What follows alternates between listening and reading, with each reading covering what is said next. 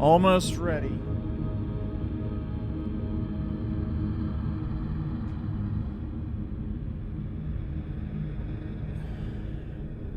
Not dropping frames, that's good.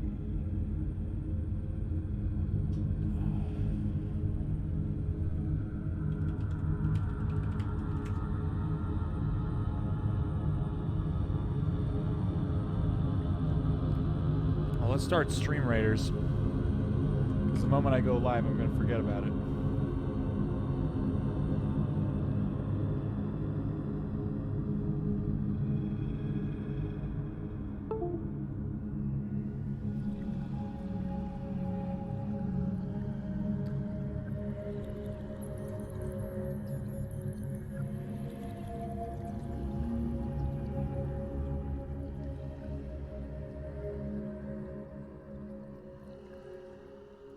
Oh man, the first one is a boss battle. You guys better get your asses into this battle.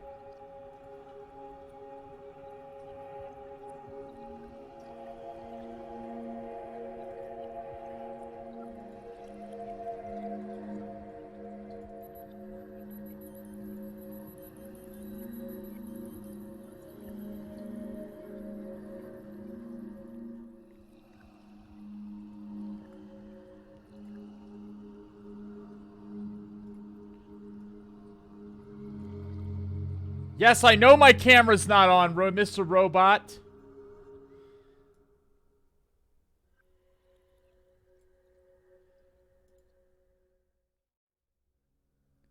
All right, here we are. Welcome, everyone. Welcome, my passionate club of cephalopod enthusiasts. Welcome in. Welcome in. I'm new here. Here we talk about Furbies, anime, and eldritch horrors. Have we talked about Furbies on this stream before? I feel like I wouldn't have much to say. I never had a Furby. I never had a Furby. DZE, thank you so much for the raid. Easy192, thanks for the follow. Tavza, thank you for the follow. Welcome, everyone. Dat Guy Kim, welcome in. Today is the day of our Lord. Funday, Sunday.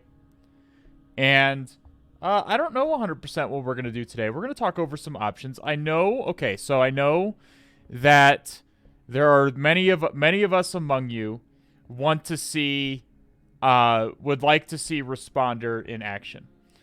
So the trouble with that is that Responder is rarely seen. It's one of the ways in which CTFs kind of fail to teach you what you need to know in real life.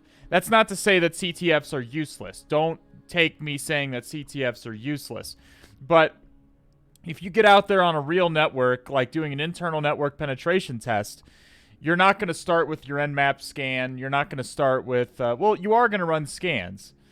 But you're not going to, the chances are there's going to be a quicker way to get, a quicker way to start making progress on that network than launching your Nmap scans and starting to investigate services one by one. It's just not very efficient. And one of the better ways is going to be Responder.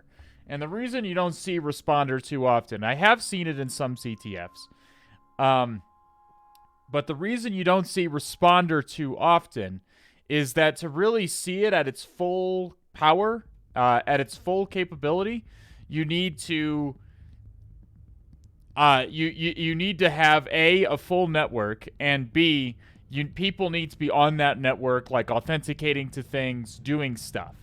That's when you see Responder at its full power. Typically, when you see it in CTFs, you are able to somehow force the server or the machine to authenticate to an arbitrary other machine. And if you point it at your machine and have it authenticate, you can have Responder capture the hash for you. Hunter must hunt. For example, if you find a SQL injection in a Microsoft SQL Server database, it is a common tactic A common tactic is to have that. You can easily have that SQL server reach out to an SMB path, and you can thus capture the hash of the user that is running the SQL server instance. Using Responder. So that is one thing you could use Responder for. I remember we did use it once or twice in the Raw series of machines. That would be Raw 2, Set, Osiris, and there's one on HacktheBox called Anubis, which actually, now that I'm thinking about it, we have never actually finished. We never actually finished Anubis. I think we got user on it, did we not? I think we got user on Anubis and then never actually went for the root flag. And I don't remember why we didn't go for it. But I don't remember, we did Anubis recently, and I don't remember a responder being used on Anubis. I could be wrong, but I don't remember a responder used. Must hunt. We reached maximum molding. It's an insane box. Of course we did. There's a responder free box and Hack the Box starting point. Is there? I know you guys want to see Responder. Again, it's difficult for me to show it to you the way you're going to see it on an internal network. I'd have to set up a whole lab and set up all kinds of batch scripts on all of those, or PowerShell scripts on all of those hosts to be authenticating to one another so you could see Responder in action. Come in my lab and we'll do it. Again, it's not just setting up a lab. People have to be authenticating to things. So you can simulate people by having like scripts running that will authenticate to things periodically. And that will make it work. Doesn't want to set up a whole lab in his free time for our benefit.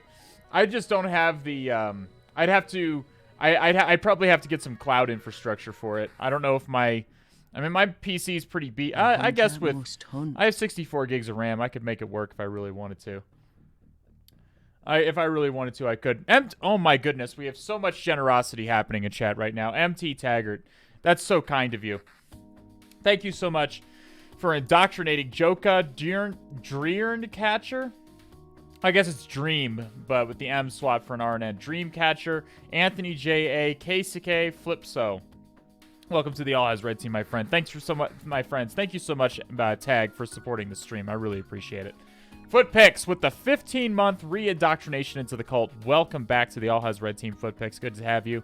Orbital Gun, bringing Element IQ into the cult. Iconic with the 5 months of Prime.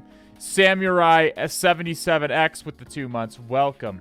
Welcome, welcome, welcome. Wally W4 got his CYSA. Congratulations. All House Red Dracos in chat for Wally W4. Fired up my gaming rate. How was your overall assessment? Did you finish the report? I'm still in the middle of the report. I'm hoping that I launched an a Nessus scan as domain admin, and it's taking like 4 days to finish.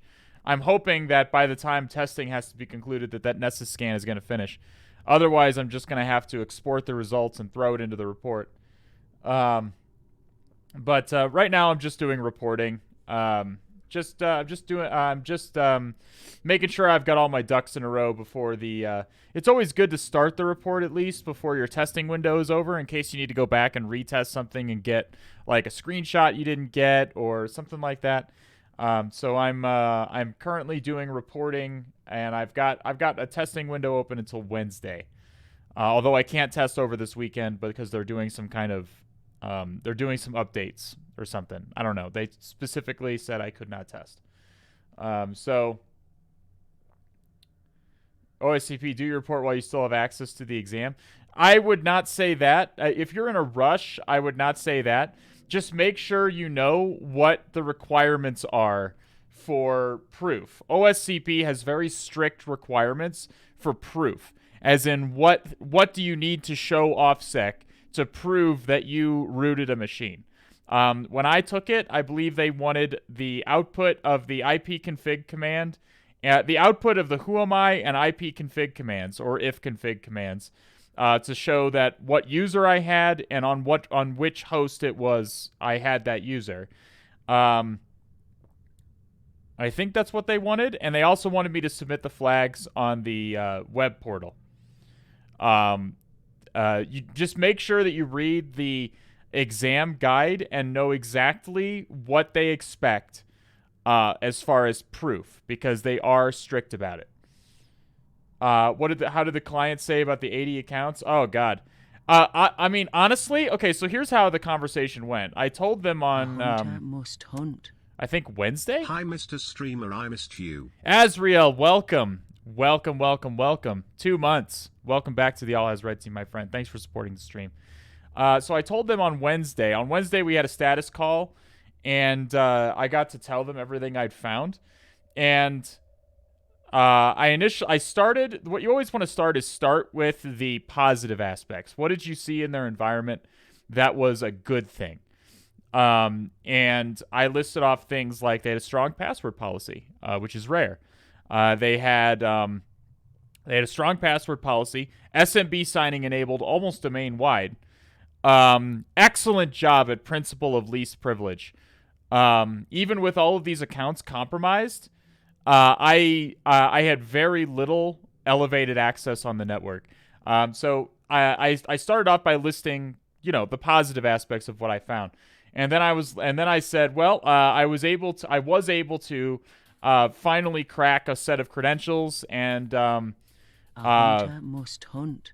I was able to gain administrative rights to a server. And then they're like, well, hold on a second. Hold on. What user had administrative rights to a server? And I had to explain to them, like, well, you got like 16 users in your environment that all have administrative rights to this one accounting server. And they're like, okay, well, what server was that? And I told them the host name of the server. And I said, it looks like it's a production accounting server, because I found a lot of stuff. We're talking, I found accounting numbers. I found bank account numbers. I found credit card numbers. I found credentials to third-party suppliers. I found tax information. I found all kinds of accounting information on this server. And that obviously scared the shit out of him. That scared the living shit out of him. And then I was like, well, unfortunately, I got worse for you. And then I explained to them, and I don't really think this one sunk in. I explained to them I'd found a misconfiguration in their Active Directory, environment that allowed any domain user to escalate to domain admin at any time. Like literally all you had to be was a domain user, and you could escalate to domain admin within a couple of PowerShell commands. And that just seemed to wash over them. They kept focusing on like, well, but you had administrative access to this server, and I'm like, yeah, but any domain user in your environment can get domain admin and thus have administrative access to every server. Like, I don't know. I felt like it didn't really sink in. And then the following night, I discovered the full extent of the problem. Like, I was correct in I was technically correct in what the problem was, but I didn't know the full extent because I hadn't bothered to look. Okay, so the misconfiguration was that for whatever reason, the everyone group, which in Active Directory comprises all domain users and all domain computers, had write DYACL permissions to the service accounts OU, which means that it essentially means that everyone on the domain has full control over all the service accounts, by extension. And for that reason, I was able to change the password of a specific service account, which was a domain admin, and then log in as that domain admin, and DC sync the network and get their other passwords. That was essentially the problem I had found at that time. But that night, I looked at it again. I looked at Bloodhound again, and it turns out that the everyone group doesn't just have write DYACL to the service accounts. There are 30 OUs, a full 30 OUs on the network that for whatever reason, everyone has write DYACL to. Some other OUs it had access to was the domain controllers. executive accounts, executive emails, the servers, the workstation OU. Like, basically, you had there are 1,000 ways I could have escalated through this. 1,000 distinct ways I could have escalated through these means. God, it was real nasty. And so this time I sent them like an email. When I have like really nasty findings like this, I like to let the client know ahead of time, because it needs to be Happy remediated. anniversary, lol. Just graduated from college with a CS degree and I start work as a security engineer in a couple weeks. Awesome. I've learned a lot from your streams, so keep up the good work, my dude. Hey, congrats, Turco. Thanks for the 12 months. I'm glad. Congratulations on your graduation. And I hope you're excited to start out in the real industry. It's good. It's a good time. It's a good time. Welcome to my cybersecurity industry. I appreciate it. So when I have really nasty findings like this, I like to let the client know ahead of time before the report, because the end result of these findings are that if literally anyone clicks on a phishing email, literally anybody, if an adversary gains access to any workstation on the network as a domain user, the whole domain's going to be ransomware in a matter of hours. The attackers will run Bloodhound, see what I saw, and they're going to be able to escalate to domain admin and ransomware the entire domain in a matter of hours. Like, this is something that's this is real bad. Real bad. So this time, because I didn't know the full extent of the problem the first time, I sent them an email and I said, I found something. You're gonna need to check the share drive for full description of the problem. But I found the full extent of an issue that we talked about on the phone. And make no mistake, this is one of the most severe single vulnerabilities I've seen in my entire career. If the result of this vulnerability is, if someone clicked on a phishing email today, the result would be a full domain takeover by the adversary who gained access within a matter of hours. We're talking ransomware. We're talking all of your data leaked. We're talking like total domain compromise. You have to use that strong language, like, to really make it sink in how much they've fucked up and how much that this needs to matter to them. Sometimes you need to scare them a little bit. That's kind of your job. So that time, I think they listened. I haven't run Bloodhound since then, but they did run updates this weekend. So I'll check this weekend to see if they've modified that problem. If they've changed that configuration.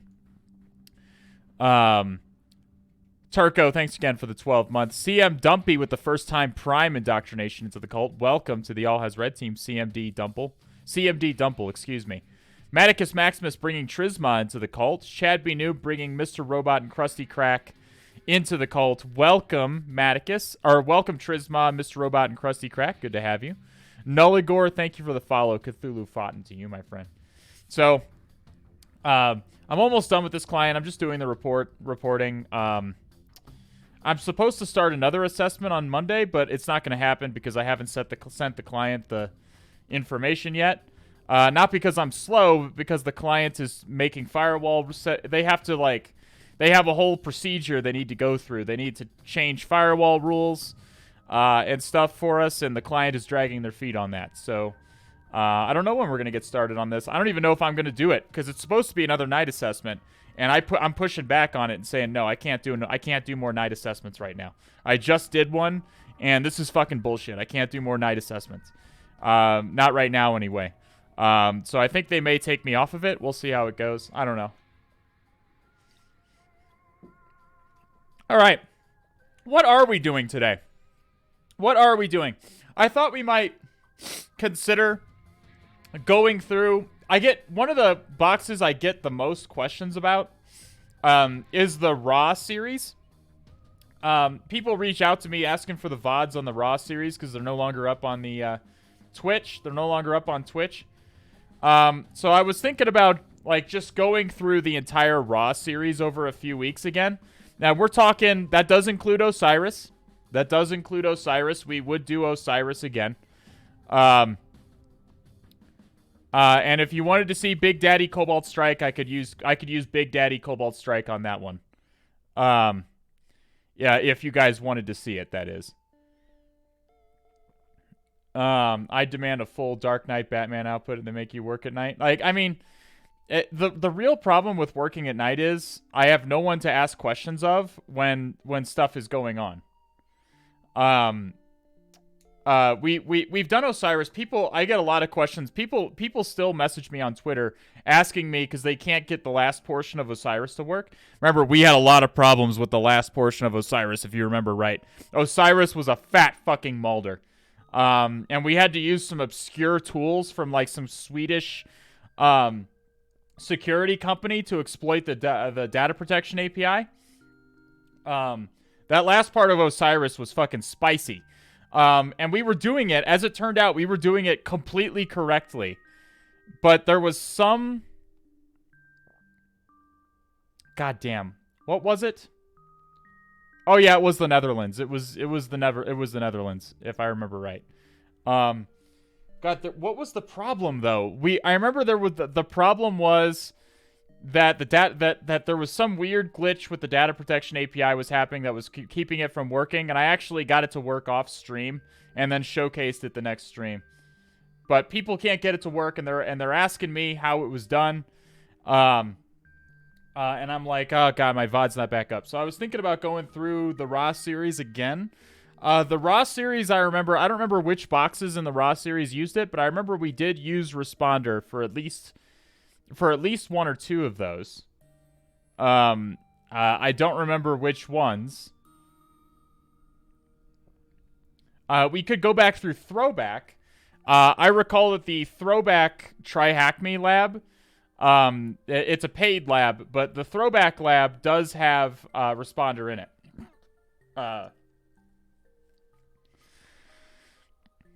You do use Responder in Throwback. So, we could do Throwback again. We could just do assorted Try Hack Me machines.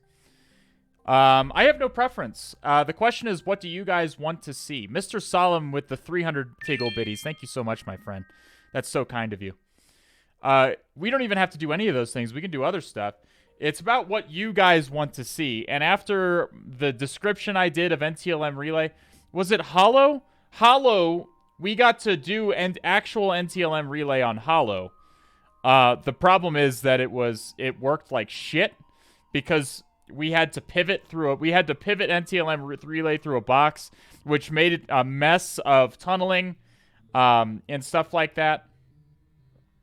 I want NTLM Relay. I don't want to do HoloNet again. I don't want to do that NTLM Relay on Hollow again. That sucked ass.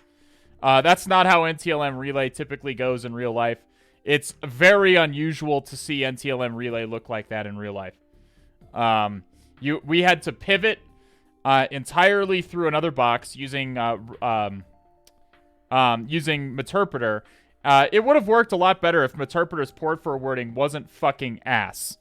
The real thing we learned on HoloNet is that Meterpreter's port forwarding sucks fucking ass. Like, seriously, it is bump kiss. Like, it's fucking terrible.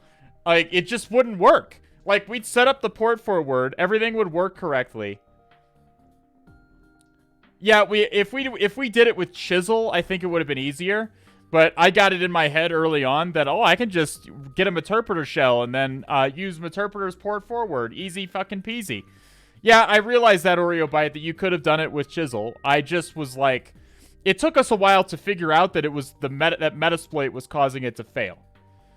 It took us a while to figure out that Metasploit was the weak link in the chain. I just sort of trusted Metasploit because it's been around for so long.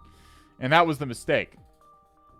But you have to do all kinds of port forwarding, and it's very unusual that you're going to be able to relay directly to the domain controller like that.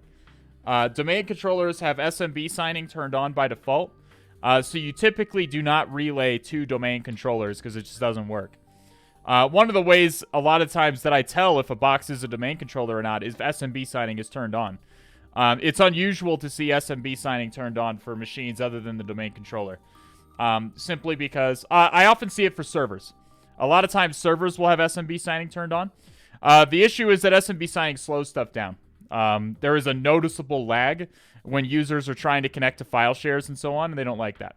So it's not required. It's just enabled by default. You can disable SMB signing, but it is enabled, and it is required by the domain controller. But you can disable that. It is possible to disable that. It's just that usually you don't see it disabled in real life environments. And on Holo, you had to relay directly to the domain controller.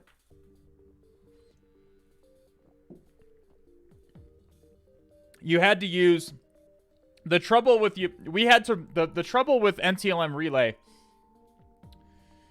Okay, so let's do another paint stream so I can describe what was going wrong on HoloNet. Let's do a quick paint stream, okay?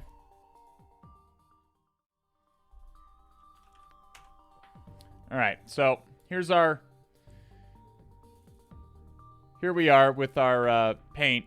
So let me describe what the situation was. And I remember vividly, not only because I remember how much of a pain in the ass it was, but because, so with NTLM relay, here's the problem you're gonna have. Okay, so let's set up the NTLM relay scenario again. Let's say this is us. Okay. Callie.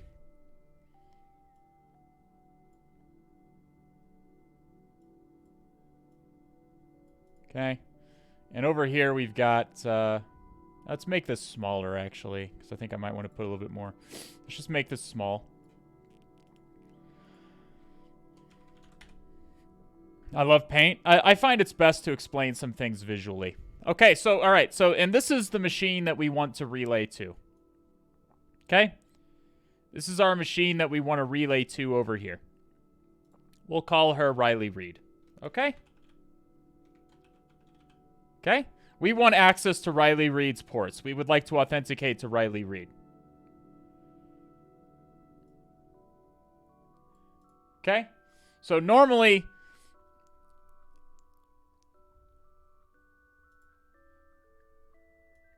you've got all these other machines.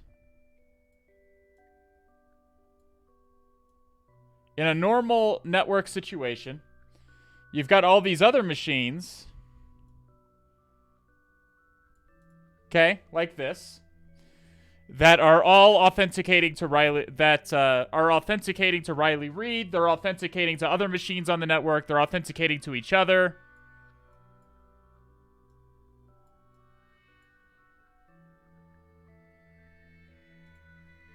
Like, you see that this is a network. There's a network happening. Okay? They're authenticating to one another. They're authenticating to Riley. Riley is authenticating to them. Enough with the Riley I hack for Jesus. Enough with the Riley. Well, tough. Okay? Even Jesus liked Riley Reed. Okay? So, you see that there's a network happening here.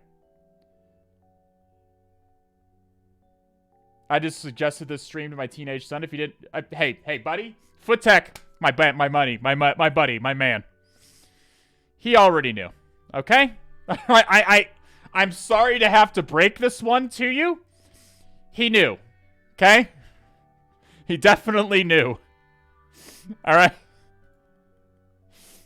he definitely already knew. My point is, there's a network happening here. Okay. There's and we're over here on Cali. We're connected to this network, but we're not actually doing anything on it right now. Okay? A hunter must hunt. Yeah, should I know? Dude, it's fine. It's not even a problem, fhtagn. You don't need to worry about it, okay? Don't need to worry about it. All right? That's normal behavior. It's normal behavior. Science has shown this is completely normal behavior for a teenager, and absolutely nothing is wrong with it. Okay? So, we're going to turn on responder here. Responder. And responder is going to do its NTLM. It's going to do its LLM&R NBNS spoofing. LLM&R stands for Link Local Multicast Name Resolution, I think. Feel free to correct me on that.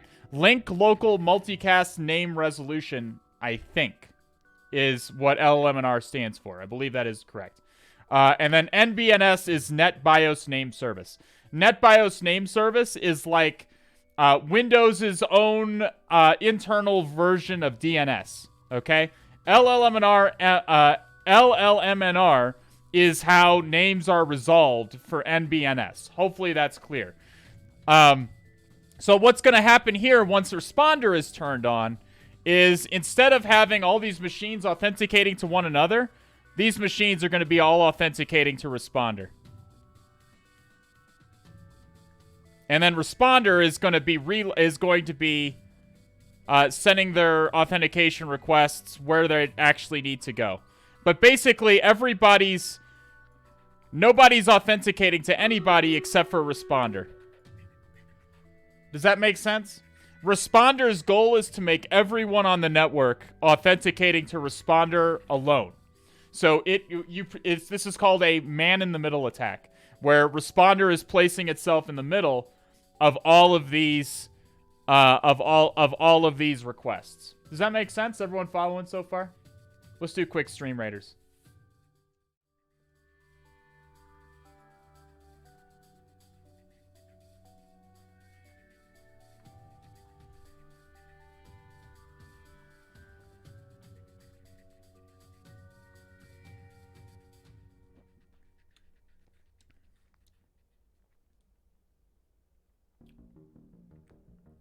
I don't know. Looks like there's a lot of enemies. They got us outnumbered almost 3 to 1.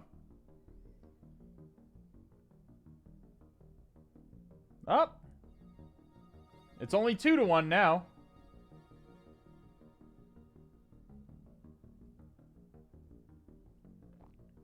Oh, they're dropping. Oh, we're like the Spartans at Thermopylae. Here we go. Finish them off. We fight in the shade, etc. I suck at raiders. You're doing fine. You're doing fine. Particular to you and Medikin with the bonus rewards. Oh, we unlocked another skin. Hooray. Okay, which way are we going is the question. Do we want tokens? Like tokens to advance this tier? Or do we want a skin? Tokens or skin? What do we think?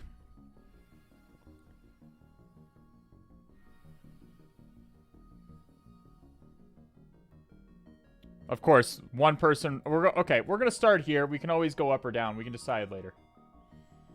I need to put an archer down.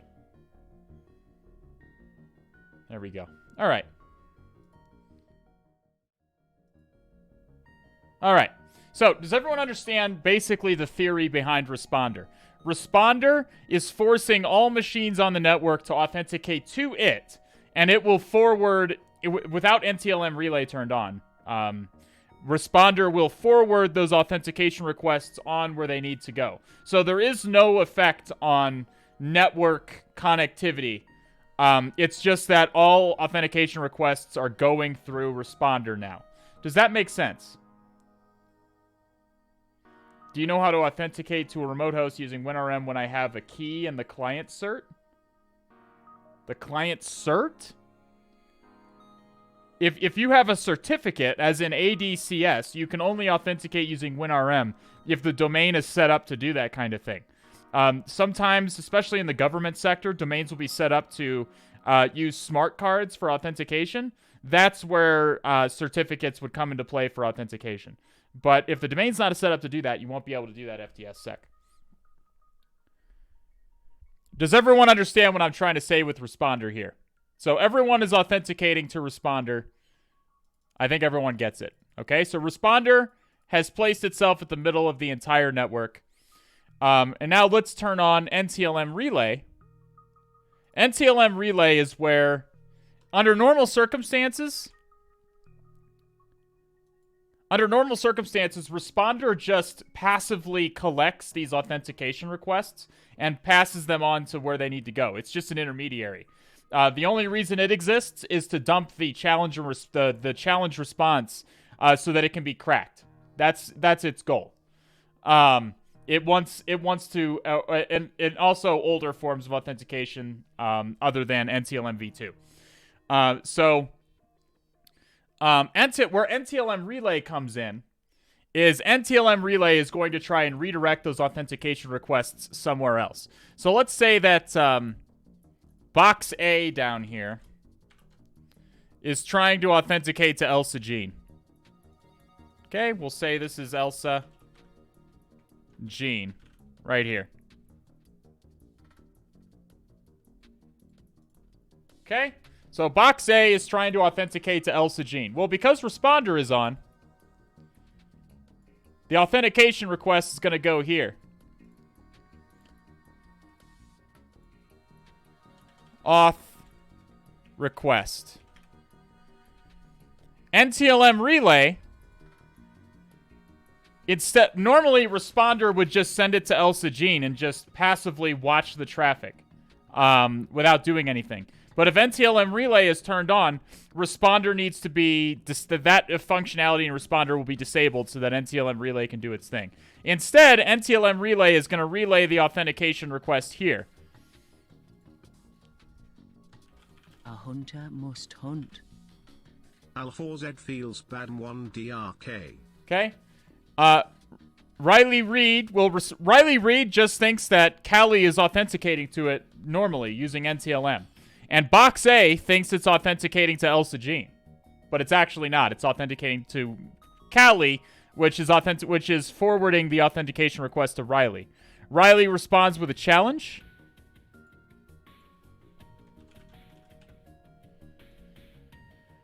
The challenge is relayed back here.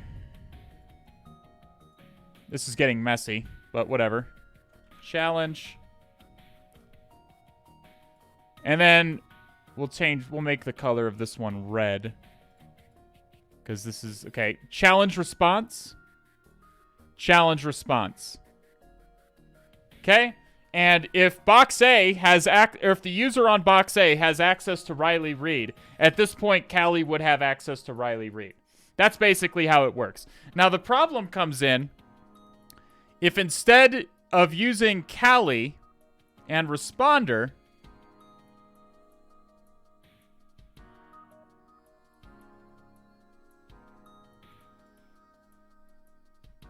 and this is the problem we ran into on Hollow. Let's say this isn't Callie and responder. This is Windows.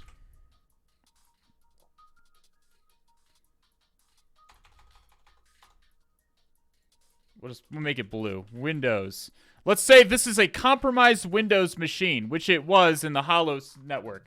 On Hollow, we had a compromised Windows server. We could not directly relay. We could not directly do a relay from our Callie.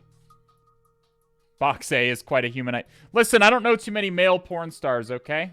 I don't know too many male porn stars. It's not my taste. Anyway, so let's say we have a compromised Windows machine and we want to do an NTLM relay. What problem are we going to run into, chat? What problem are we going to necessarily run into in trying to do NTLM relay from a Windows machine?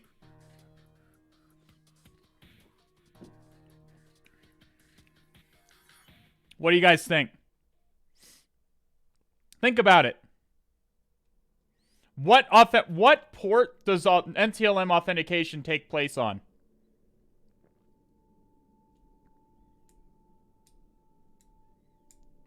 Okay, stop naming porn stars. Okay, we're past the porn star situation. You guys are getting a little bit in the gutter here.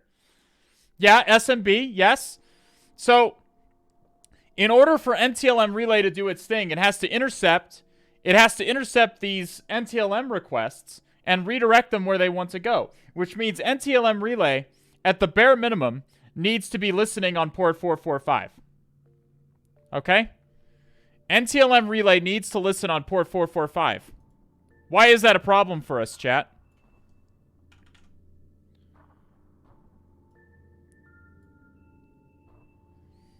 Why is that a problem for us? NTLM relay needs to be... No, responder is not in this equation. Responder is not in this equation now. If we were doing a relay from Windows, we would be using a tool called Inve to do it instead. Inve is basically responder for Windows. Yeah, 445 is already listening because Windows basically always has 445 turned on. Windows basically always will already be listening on port 445. The server message and 135 and 135. Taggart is right. I'm keeping it simplified for you guys, but both 135 and 445 are being used here. But the point is that Windows is already using both of those. And so you cannot get a software using NTLM relay to listen on port 445 unless you fully disable the server message block software, which requires a system reboot and is super messy. You don't want to do this. This sucks ass. You do not want to do this. This is the problem we ran into on Holo. I looked up the intended solution. I believe they intended you to shut this box down. They intended you to reboot this box, to disable the server message block, reboot the box, and then do a relay listening on port 445. I simply refused to do that because it wasn't realistic. It's not what I would do on a real assessment ever. I would never do that on a real assessment. So I followed an article from Rostamouse. Rostamouse, let me show you the article really quickly.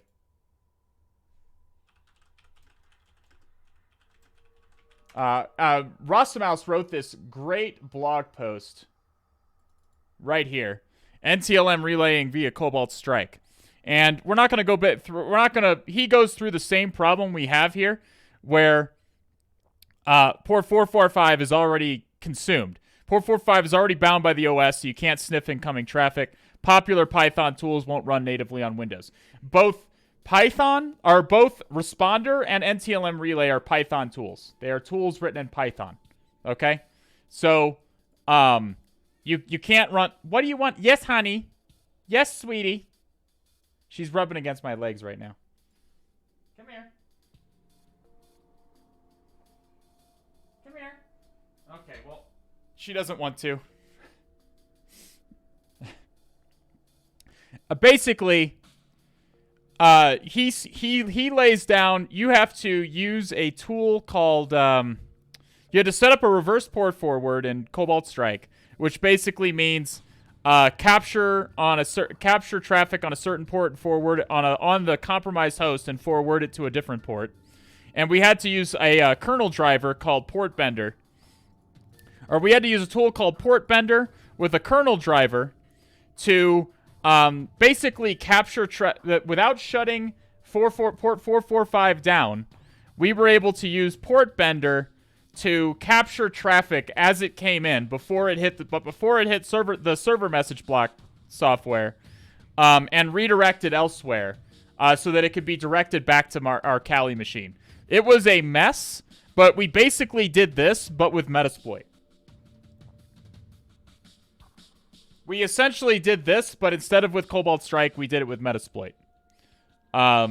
It was a mess. You can see, like, just based on this diagram, it was an absolute mess of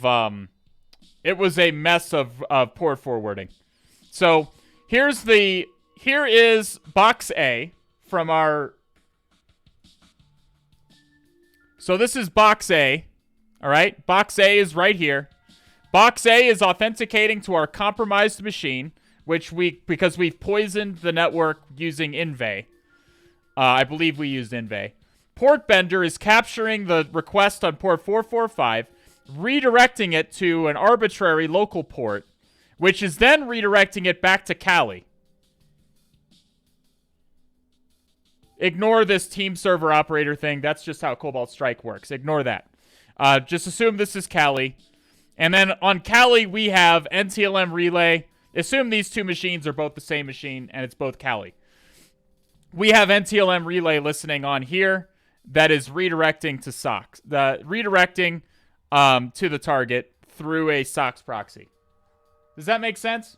Is that clear as mud? It doesn't make sense. That's my point. It makes sense to me, but for many of you your heads are probably spinning because of all of the port forwarding happening here. Okay? All of this is to overcome the simple fact that the compromised box already has port 445 listening. Okay? Which was a giant pain in the ass. Okay? Giant pain in the ass. It can be done, but it's very difficult. It's very difficult. Does that make sense? Does it make sense of why does this make sense of why I don't want to do this again? Because it was a pain. The real problem we had was with this port forward portion. Metasploit's port forwarding was not working. It would work for like a minute at a stretch, and then it would just stop. It would just stop working. That was the issue we had on Holo. We eventually did get it working, but it was a pain in the ass. So, and I don't want to do it again. So, was this on the CRTO? No, we did not have to NTLM relay on the CRTO. For most red team assessments, you will not NTLM relay. I wouldn't put it past us if we really needed to. But keep in mind, most of the time, again, most of the time, if you're red teaming, you got your beacons running on compromised Windows hosts. Okay? You're on compromised Windows hosts. So if you wanted to do an NTLM relay, you're doing this. On a red team assessment, you're doing this. On an internal network pen test, or a red team assessment in which I was able to drop a Kali machine onto their internal network, like, for example, let's say I broke in physically and with my laptop in my bag, and I was able to find like an isolated conference room with an open network port and just plug into the network with my Kali machine. At that point, I would do an NTLM relay. I would probably NTLM relay. But if I fish my way in or something and I'm operating on compromised Windows hosts, I have to do this in order to relay. I would need to do this in order to do an NTLM relay, which is a pain in the ass. It's also loud. It's messy. Like, I have to drop these files on disk. I have to load this kernel driver I have to force it to load this kernel driver. I have to drop port bender on the target, which is a pain. I have to it's loud. Okay? It's loud. So normally you would not do this on a normal... I would not do this on a normal red team assessment. I would maybe do it on one where I broke it physically. I would maybe consider it then. Alright, what do we actually want to do? Let's do a poll here. Let's do a poll.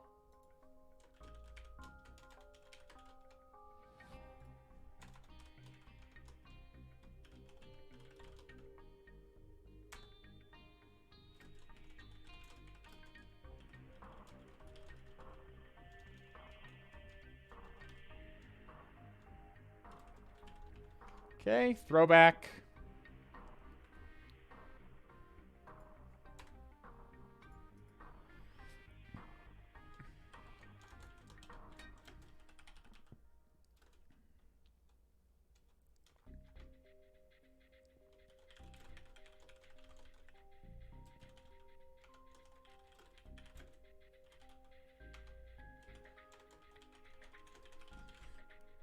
All right, get your votes in. Get your votes in.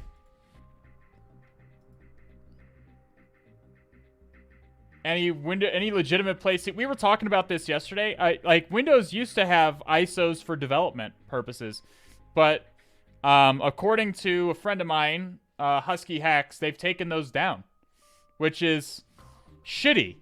Like, how are we supposed to test? How are we supposed to develop? How am I supposed to develop my malware, chat, if I don't have Windows VMs to run it up? That's...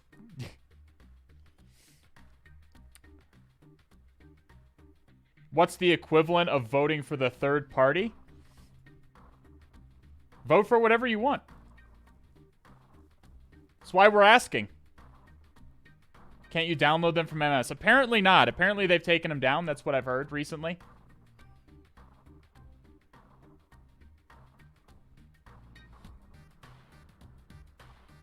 It looks like other Hack the Box machine was selected. Excellent. So let's go ahead and pop open Hack the Box. And we'll decide on a machine here. Let me get logged in.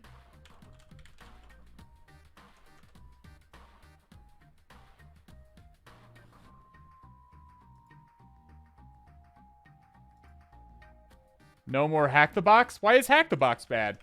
Hack the Box is great. We're gonna add brain wrinkles regardless. Don't you worry.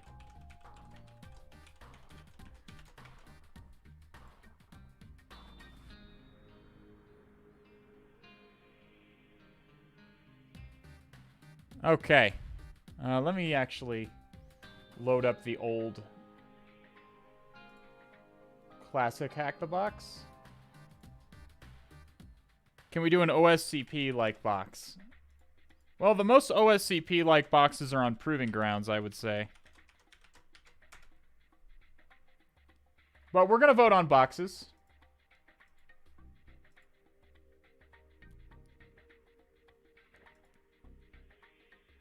Okay. Do we have particular boxes that you'd like to see, chat? Do you have particular boxes that you'd like to see?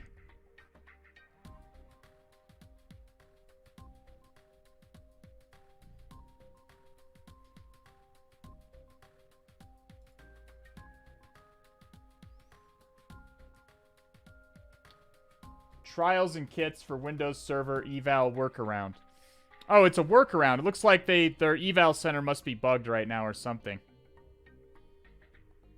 But yeah, you can download the ISOs there. Bo just provided it. It's all Greek to me. I'm just along for the ride. Hey, CMD Dumple. Welcome, first of all. And yeah, that's all good. That's all good. We're gonna... Breadcrumb was a fun one. Breadcrumbs. We'll throw that in. It looks like I've already done that one, but I don't remember anything about it, so we can throw it in there. So which boxes do you want to see? How were the night raids? They're still not quite done technically, but I'm reverting back anyway because I'm just doing reporting. Anything Windows? Breadcrumbs is Windows.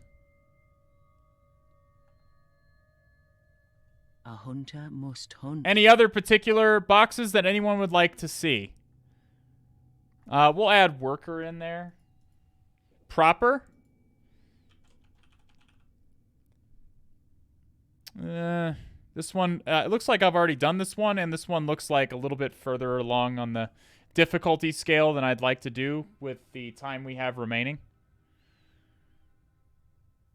Silhouette. I can't spell silhouette.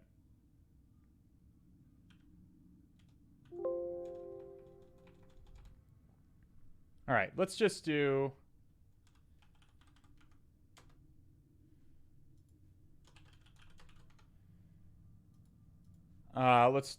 we picked... Well, we're not doing Log4j again. Breadcrumbs was requested.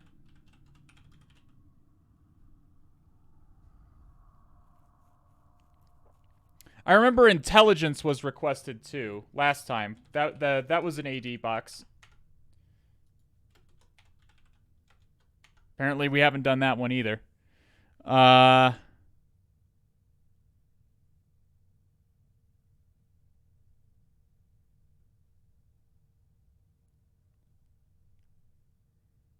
I remember Sharp. Sharp was great. Paper? Like, again, Paper is active. I'm actually going to murder chat. We cannot do active machines. How many times do I have to say that Hack the Box doesn't let me do active machines on stream? Monitors? Yeah, we'll throw that one in.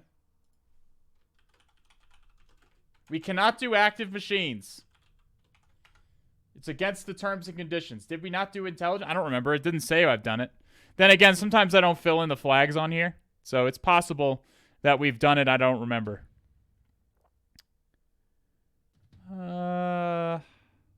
We'll throw worker in there.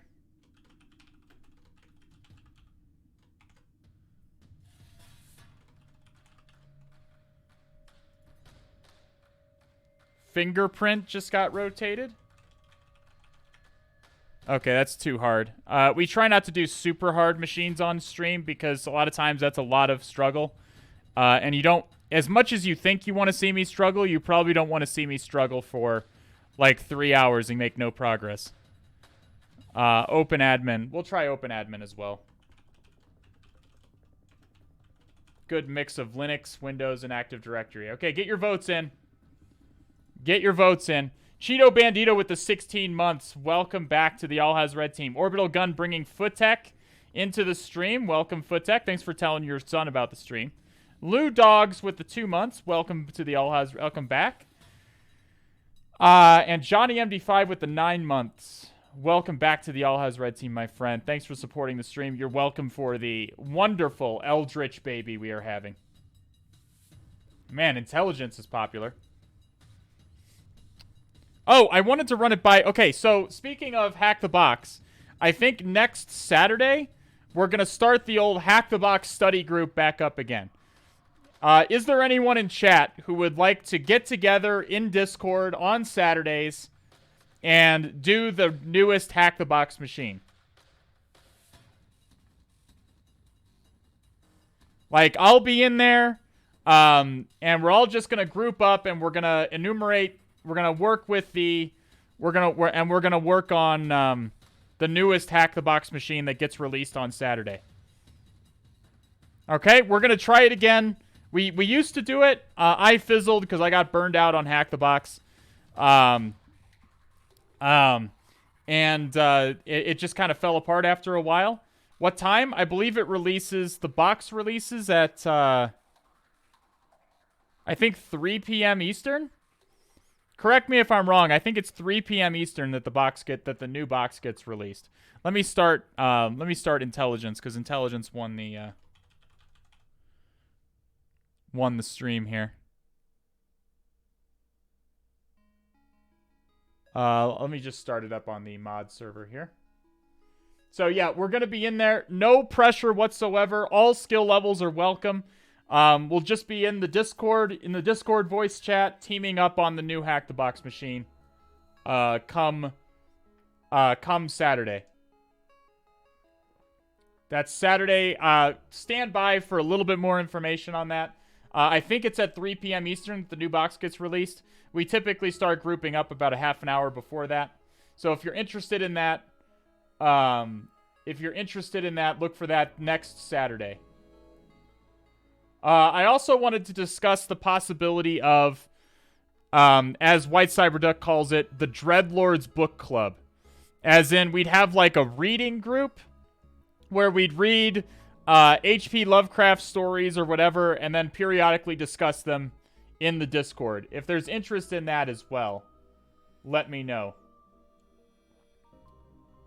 It looks like intelligence is not started yet. Let me go ahead and get started.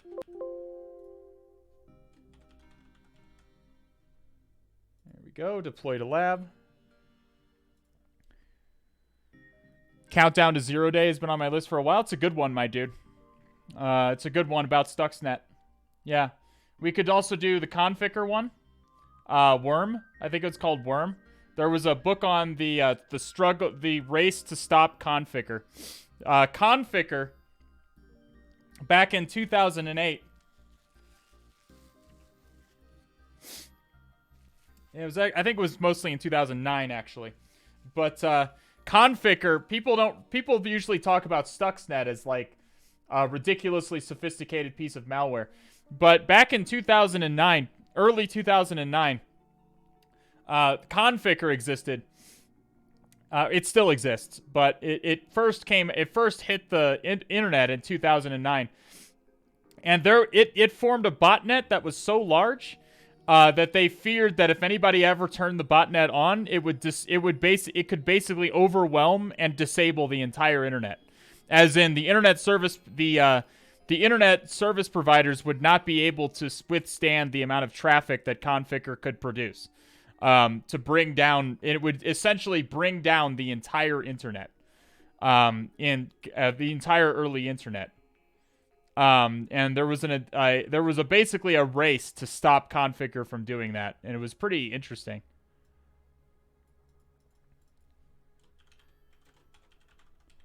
Hack the Box intelligence. All right, let's get started.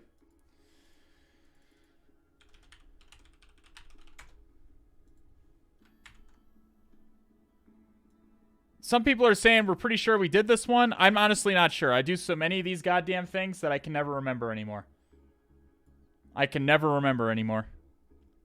This is what the people asked for, so this is what the people are getting.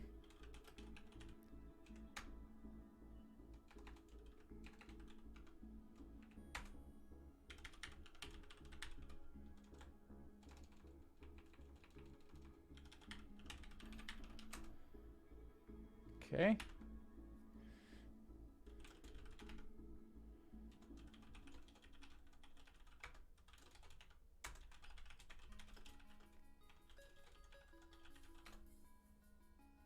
All right, we're logged in. Can you make the font bigger? Is this okay? Is this font size okay?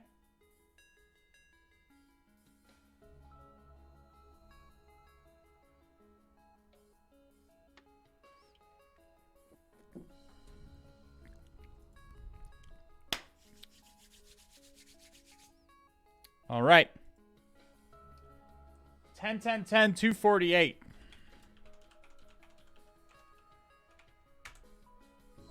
Let's start. Let's get it going.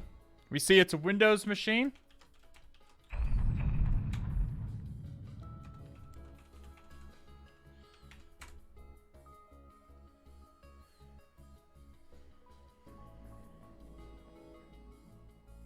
So what do we see? Right off the bat, we're seeing some ports. We're seeing port 88. We're seeing port 389. We're seeing port 53 TCP. We're seeing port 636. What kind of machine do we think this is?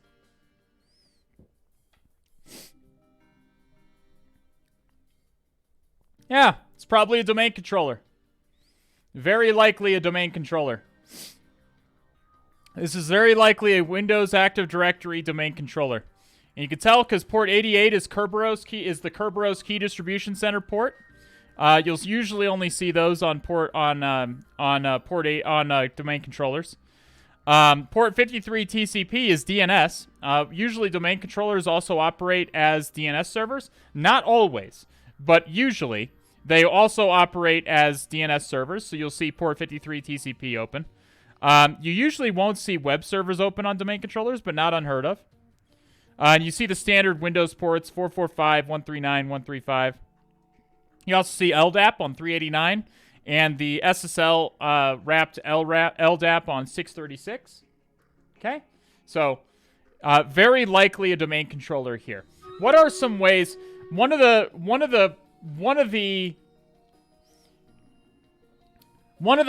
your first priorities on the domain on a internal penetration test or on a red team assessment should be to identify where the domain controller is. What IP address is the domain controller sitting at, and what is its host name? You should be concerned about that. What are some ways that you can find out where the domain controller is, chat? There's a lot of different ways, but what are some ways that you can find domain controllers on active networks? Let's say it's a network with, this obviously is just one host, a network of just one host, but we're talking thousands of hosts. You're gonna have thousands of hosts, and a few of them are gonna be domain controllers. Anything with port 88 open, usually scanning for port 88 will do you well. Will serve you well. Yeah, usually. Service record if it's the DNS server. Ping the domain. Yeah, that would work. Also NS lookup. NS lookup just for the domain. So if the domain is ecorp.com, just nslookup ecorp.com from inside their network will return the domain controller's location. There's lots of ways you can do it.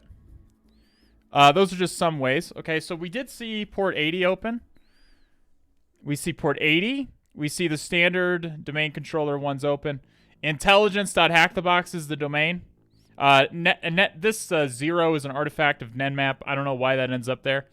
But the domain is intelligence.htb.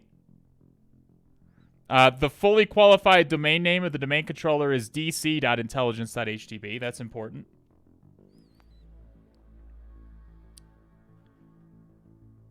You do want to make sure you know the fully qualified domain name of the domain controller. That'll be important later once we get credentials. Okay, so let's start an all port scan.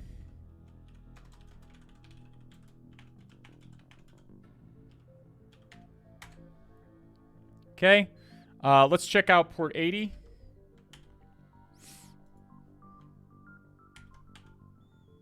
Why is this not? There we go. Let's open up Firefox.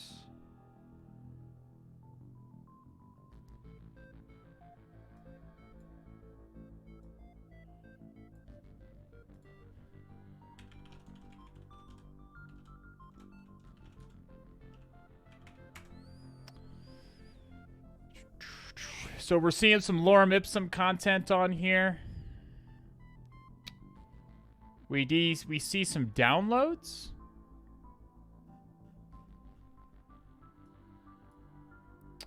Interesting. Some contact information. All right, so we want to make sure before we do anything else. Let's get rid of that. Let's start GoBuster. We want to make sure we're doing our diligence and enumerating.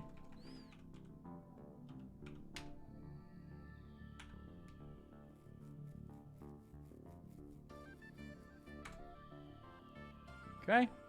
But we do see a documents directory. I think we just saw that, did we not? Download. Yeah, documents directory. So what are we thinking right off the bat?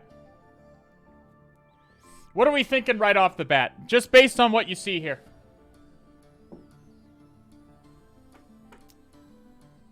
And this is something to always look for. You see this a lot. Not LFI. Not LFI. I mean, you could try LFI. But, like, you can always try LFI. It can't hurt. But I doubt it. I'm thinking about a different vulnerability, chat. I'm thinking about a different vulnerability. Iconic, what's that called? You got a lot of you guys are dancing around it, but you can't remember the name of the vulnerability. Come on. IDOR, Gloom. Excellent, IDOR. What's IDOR? An insecure direct object reference. What is an insecure direct object reference? Well, notice if you look at this PDF file, in the date, 2020-0101. What if we tried 2020-0102? Look, there's something. What about 2020-0103? There's nothing there, but my point is you can keep incrementing this. There's 1104. It's insecure. Did I say indirect? Did I say indirect, Fraggle? It's an insecure direct object reference. This is so common. This is one of the most common vulnerabilities that I see on corporate web applications. And I'm not kidding about that. You see this all the time. A friend of mine on this assessment that I'm on right now, on this assessment right now that I am on, there are other testers who are testing other aspects of the organization. A coworker is doing the external portion and found a very severe insecure direct object reference on one of their external facing websites that let him download all kinds of it, like gigabytes worth of information from their website. We're talking tax documentation. We're talking bank records. We're talking all kinds of shit that users had uploaded at one time or another. Just with a vulnerability just like this. Blow your nose. I'm trying. My nose is really runny today for some reason. Okay? Does this make sense? When you see something like this, files that are named for dates, or there are numbers in the files, you should be immediately thinking insecure direct object reference. Was there a particular reason those documents needed to be web-facing? No. They're just, you're just not supposed to be able to access them. Like, like web developers commonly make the mistake of thinking that there's no way to access a document except by just clicking on these links that are on the page. You see how there are these links on the page? You click on these links. We see 2020, 12, 15. So essentially, again, we're access to documents, to the documents folder.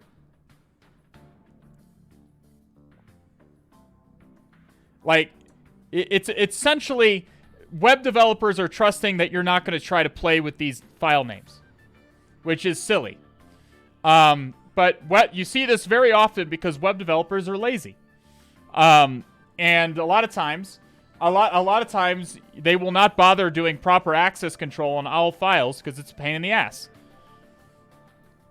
So I want to download all these files. I want to, like, we've already shown that there are more files here than are linked on the page, right? There's only 2 files that are linked on the page. There's one from December of 2020 and one from January of 2020. I want to download all these files. So let's write a Python script to do that.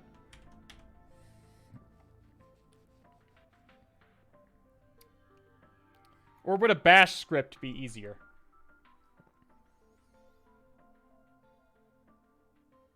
I can't deny what you said about web developers because it's objectively correct.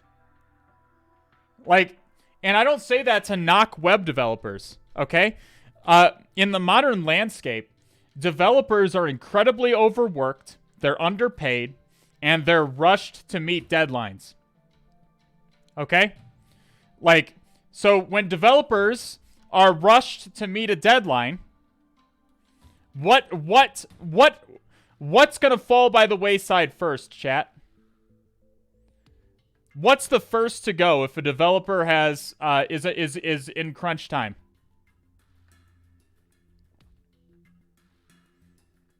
I mean, yes, security, but it's more of an extension of just testing. Testing in general. The first thing that goes is testing. Hygiene. Yeah. Like, unfortunately, that is the case. So, I think the easiest way is probably to use Python to generate the... I think the easiest way is to generate a list of potential dates. We want to generate a list of dates here. We could use the Python datetime module, but I don't even think that's necessary. Let's just do vim dates gen.py. Okay. So let's write a simple Python script to generate the list of dates. Okay, so we'll go with date 1 equals 2020.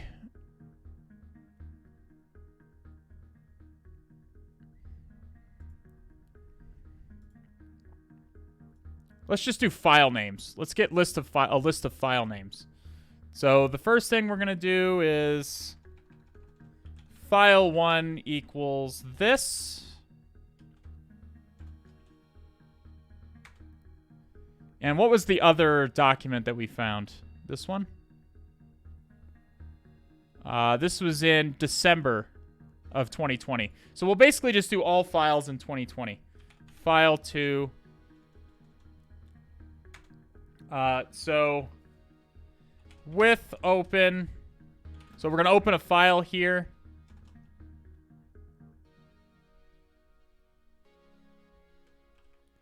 File names dot text. We need write access as F.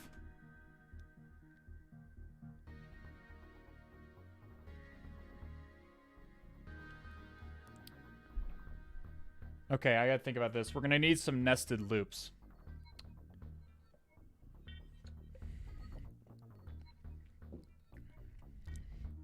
So this needs to increment. We also have the problem with this 0. This 0 needs to be here for single digits. And for here. So I need to recall how to... I'm thinking. So we're going to have... for I in range 112.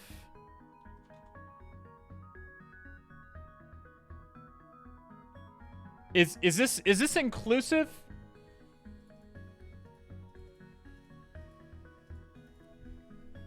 Oh god, I'm forgetting all my Python already. Yeah, I was gonna say I think Python is exclusive, so I think we need to go. I think we need to go to 13. I think it's inclusive on this end, but exclusive on this end. So now this is 1 to 12.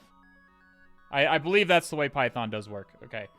Python file operations. I need to remember how to write a line to a file. Is it just write line? I think it's just write line, but I'm not 100% sure. If you don't know, this is what coding is like, okay? You can never remember exactly. Like, even with a language you're really comfortable with, like Python, I'm real comfortable in Python, but I can never remember basic shit, okay? Basic shit. I can't remember specific. I code in a lot of different languages, okay? Like, I code in Nim a lot. I code in C# some. I code in Python a lot. I can never remember basic shit, okay? So I'm going to have to look stuff up, okay? If you're what... The only situation you're going to see where I don't look stuff up like this is where I'm just copying code from somewhere else, okay? If I'm writing off the top of my head, I guaranteed I'm going to be just looking it up.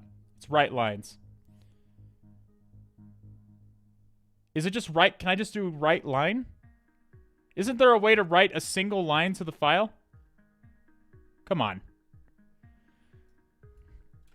I could swear it writes the items of a list to the file.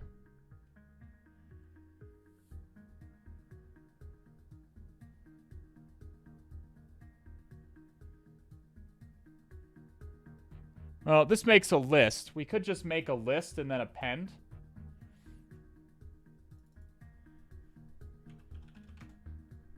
A hunter must hunt.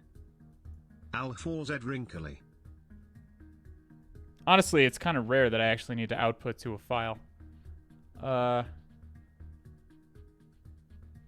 We'll just do write, and we'll just put a new line at the end of it. It's fine. Okay. And also, we need to have Python print digits with leading zeros. Python print digit with leading 0. That should be easy.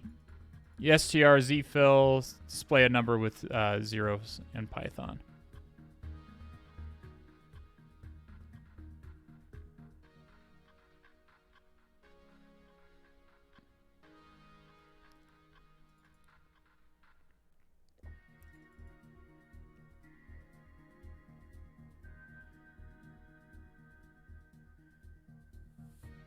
For num and a. Okay, I get it. All right, so we'll do some of this. We're just gonna make sure it outputs the correct. And I know Taggart's in chat right now, like fucking having a conniption fit because I pressed the tab key. Chill, I'm in Vim, okay? And I'm used to working in Visual Studio Code, who properly formats this stuff, even if I hit tab.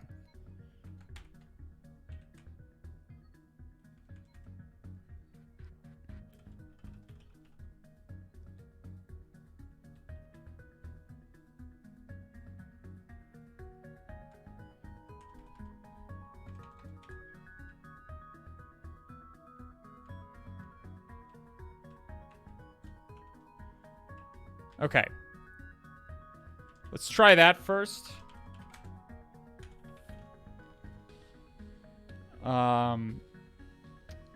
What did I fucking call it? Datesgen.py. Okay, it runs. That's good news.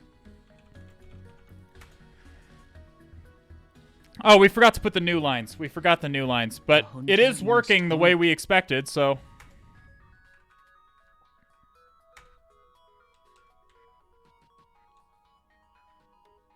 So we just put a plus...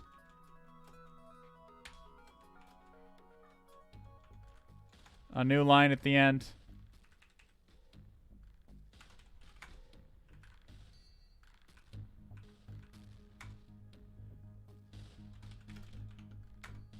There we go. That's what we want, right? That's what we want, at least for the beginning. Formatter. Yeah, I knew there would be some formatting stuff. You can do that in Bash, too. It's whatever. We did it this way. Who cares? Again, we're just Googling stuff. We're figuring stuff out on the fly. We're doing stuff. Okay?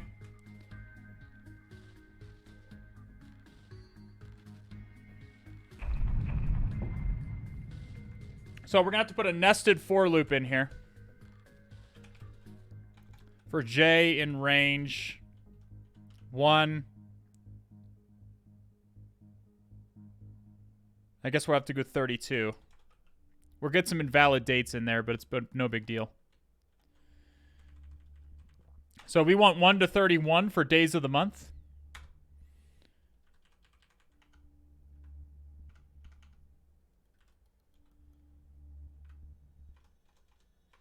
Okay.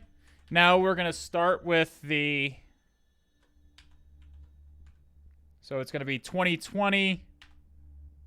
We could also go outside of 2020 here, which we might have to, but we'll start with just extracting 2020 and see what that does for us.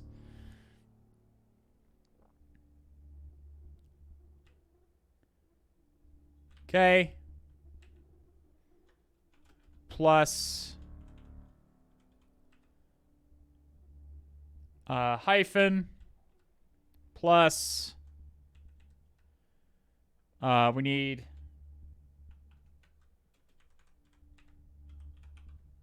J dot R just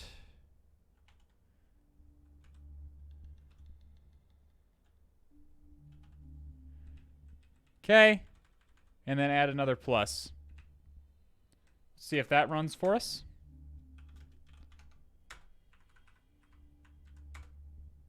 Object is not callable. Clearly I have a syntax error, so let's just pop in here and see. Probably messed up my parentheses somewhere.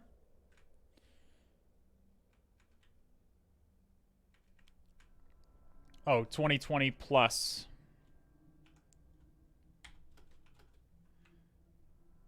Because this is producing a string. We're concatenating a bunch of strings here to make the whole file name. There we go. And there we go. So now we have a whole list of dates. You see this here, chat? We got a whole list of dates. Some of these dates are invalid, obviously. For example,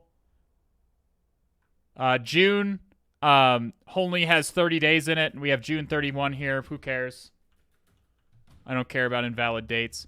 We could use the datetime module to do this as well. Many ways you could do this. This is just the way that I'm choosing to do it really quickly, hand jamming it. Let's put in the last part of the file name. tac upload.pdf.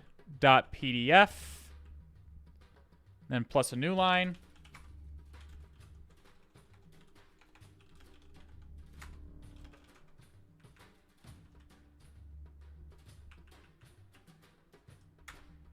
There we go.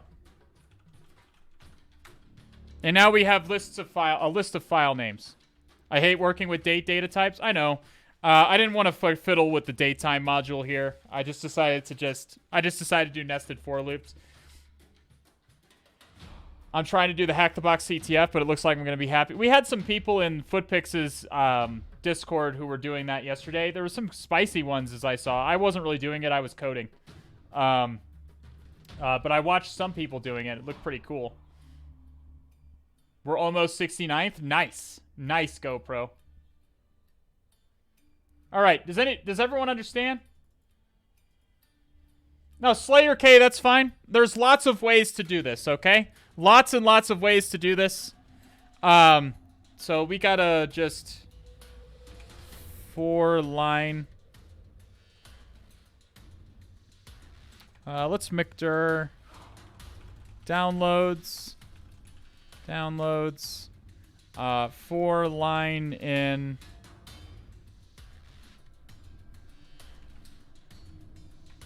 cat file names.txt do wget.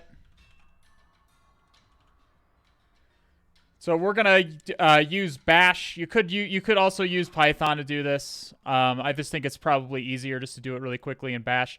10.10.10.248.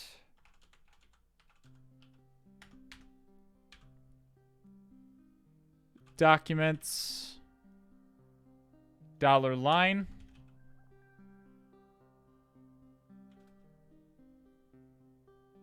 Done. And there we go. So this will take a little bit. We're already in February, though. Did I miss a lot? Just came in. We're doing intelligence on HacktheBox. We're exploiting an insecure direct object reference to download a whole bunch of files from this server. Does everyone see how this works? This is something you should always, always, always, always, always look for. IDORs are one of the most common things that I see, especially on corporate websites. You should always be sensitive to IDOR. Look for file names that have dates in the names, or file names that have numbers, or even numbers in parameters. IDORs is a super common vulnerability. So we are currently in July. So we're getting there. Are we going to look at file size or each one? I have no idea yet, Age of Music. No idea yet. I'm flying by the seat of my pants on this. I'm only doing what let me get caught up on. I'm only doing what seems right in the moment. Shin Ryzen with the 11-month re-indoctrination into the cult. GoPro with the 15 months. Welcome back to the All Has Red team. Shin Ryzen bringing us 5 new cult initiates. Rykard, Eddie Ishmetal, Zomega, Kim A. Fizeth. Welcome to the All Has Red team, my friend. Thanks for supporting the stream. Sneaky Gamer, thanks for the follow. Jack2 Wayner, 3-ship, thank you for the follow. Spark SK, Carzon, and Complex Sweet, thank you for the follows. Cthulhu Fountain to you, my friend. All right. So we got a whole bunch of files here. Let's see what, if any of these look interesting to us. Like the file, there's none of the file sizes look super out of line. We could exif tool all of these.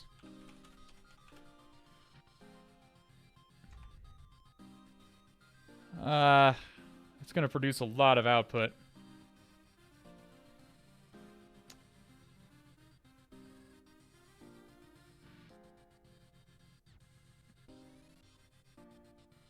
What are we going to do with the 404 ones? We just assumed there was no file up there. Let's try exif tooling a few of these.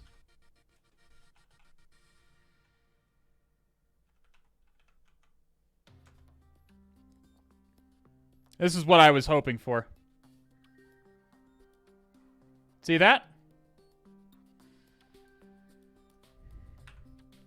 Let's do 4 file in ls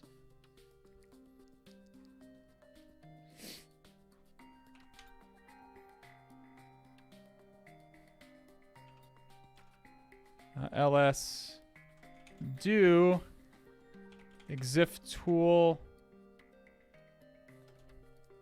$file grep creator. I just want the creator line.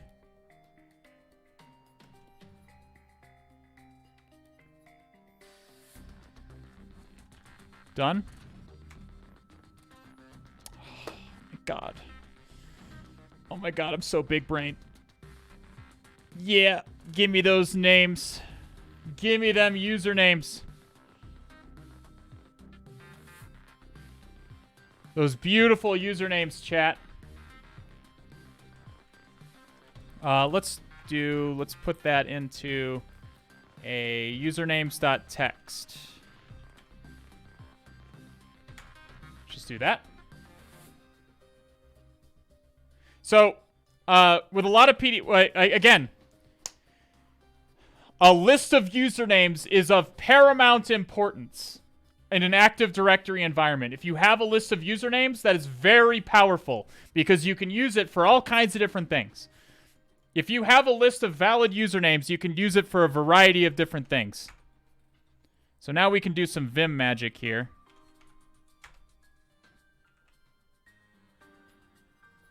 Let's do %s to apply to the whole document. Dot star colon space. Replace that with nothing, and we have usernames. So let's do that. And now we're going to do, what are we doing now? We have a list of usernames. What are we doing now, chat? And I'm asking you because I want you to be thinking about what can I do with these usernames. We're not going to start with spraying, although I would definitely try spraying in real life. AsRep. Thank you. White Cyber Duck. Excellent. We're going to AsRep roast first. Impacket. Get MP users. To AsRep roast the whole domain, you do need credentials, but you can do it with a list of possible usernames.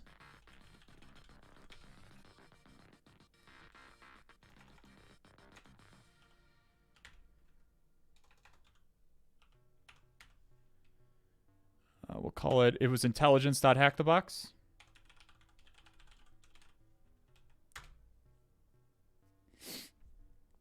Okay, so now we're checking to see if any of these users don't require pre-authentication.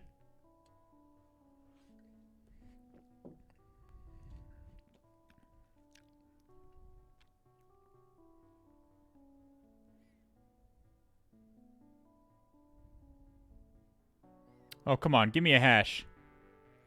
Rude.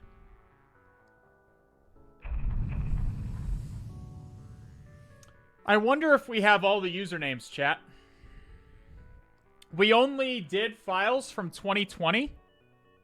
There could very well be files in 2019 and in 2021. So I wonder if we just don't have all the usernames. Because I think there's a unique username for all of these.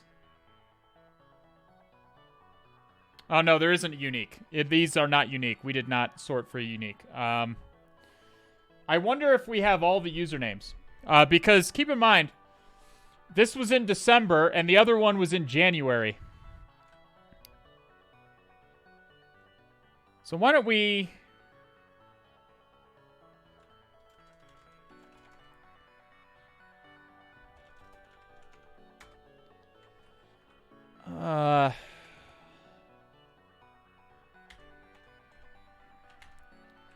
Let's do this, and then we can try... I should have tried crackmap exec as well. File names 2019. .text. Or we don't even need this variable, actually. This variable is useless. It's fine. It gave me a reference. Let's just take this variable out. It's bothering me with its incorrectness. Let's comment that out. And we'll just do the files in 2019. I just wonder if we don't have the correct files. Or the correct usernames.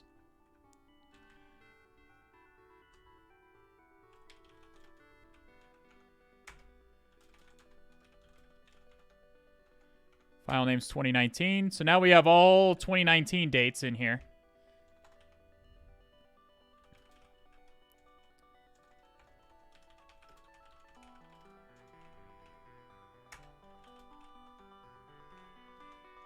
All right, so let's go. Let's hit the up arrow. Anyone else do this where you just hit the up arrow 50 times? Perfect. I'm not going to type the same command out again. We're just going to hit the up arrow 50 times. There we go. All right, so while that runs, we can think about what other stuff we can do. We're not getting any files.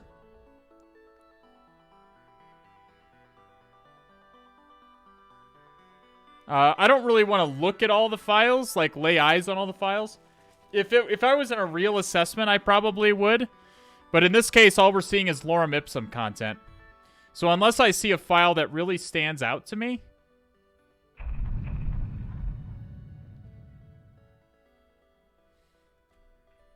Using history and grep? Okay, well... Yeah, I guess you could use history and grep. That would be a cleaner way of doing it. Are we even going to get any files here? Have we downloaded any files? I don't think we've actually gotten any files here, chat. Maybe it was just 2020. Maybe it literally was just 2020. But I want to verify that before I go on.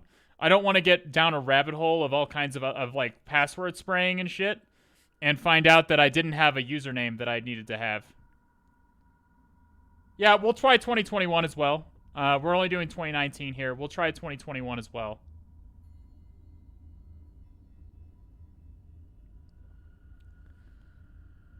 Yeah, we're not getting any files here.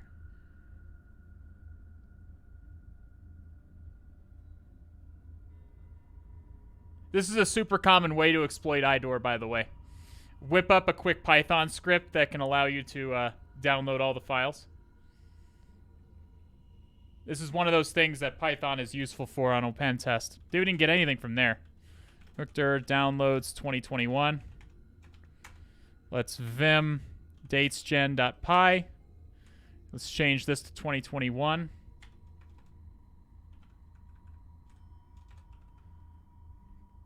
Once we're sure we have all the files, then we can start playing with the files. Because obviously we're supposed to get something out of here, right? Let's make sure that the file names are correct. 2021. Obviously we're supposed to get something out of these files. So, I want to make sure we have all the files before I go down any rabbit holes. Okay.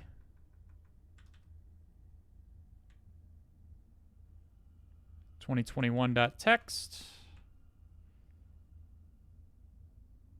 There we go. Oh, so we are getting more files. Okay, cool. Excellent. So we are getting more files in 2021.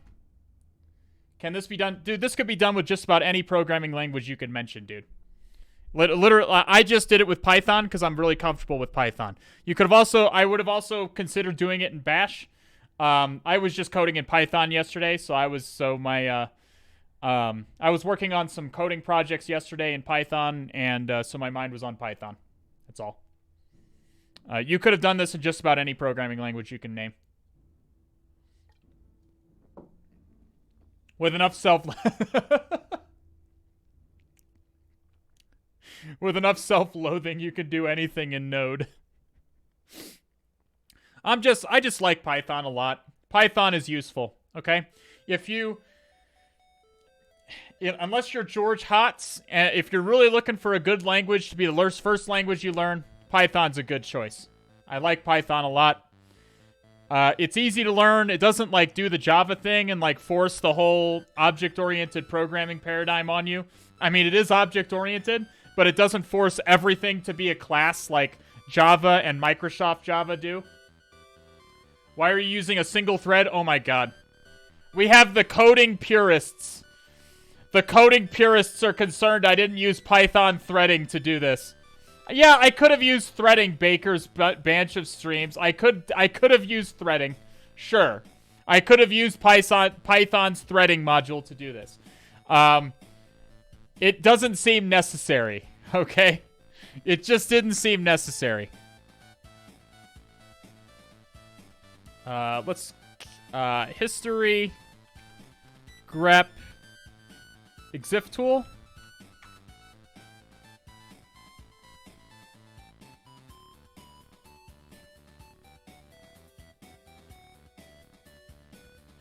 There you go. People use history and grep. There you go. We did it.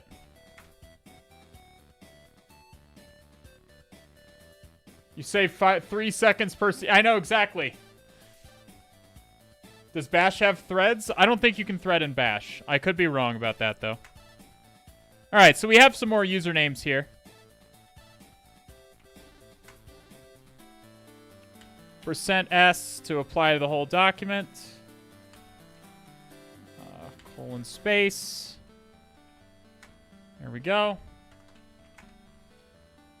Cat usernames dot list.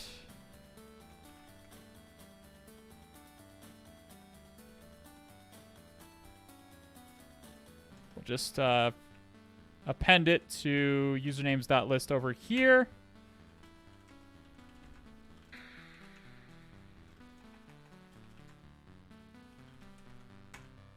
Okay. Are these all the... This one ends in Richard Williams?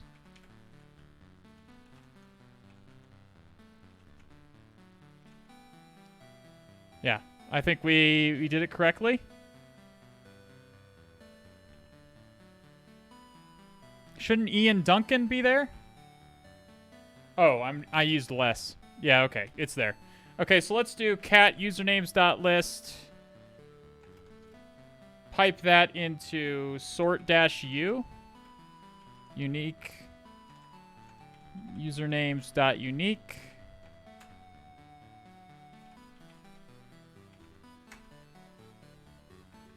Okay. Alright, so let's ASREP roast that now. Before we go down any crazy rabbit holes.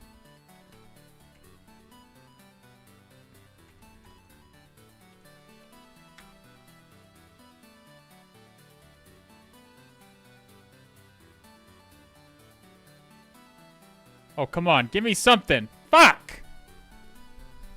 Damn it, I thought that would work. This whole thing is a crazy rabbit hole. It's not a rabbit hole. They put all these files on the server for a reason. Yeah. It's time to start actually looking at the files. I was hoping to avoid that because there's just so many of them. We're not going to try all years. Let's try 2021 first.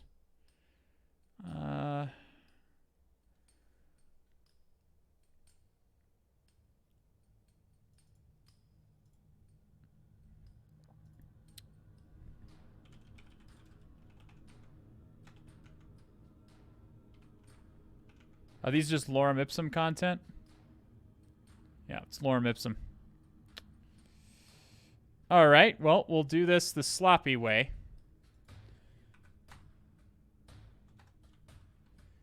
I at least want to lay eyes on all these files to see if anything is crazy. Anything sticks out to me on them. Yeah, just got some lorem ipsum there.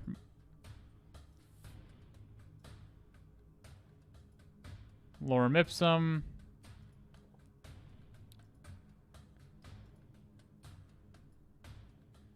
More lorem ipsum. Lorem ipsum, lorem ipsum. Lorem ipsum. So it looks like it's just all lorem ipsum, chat.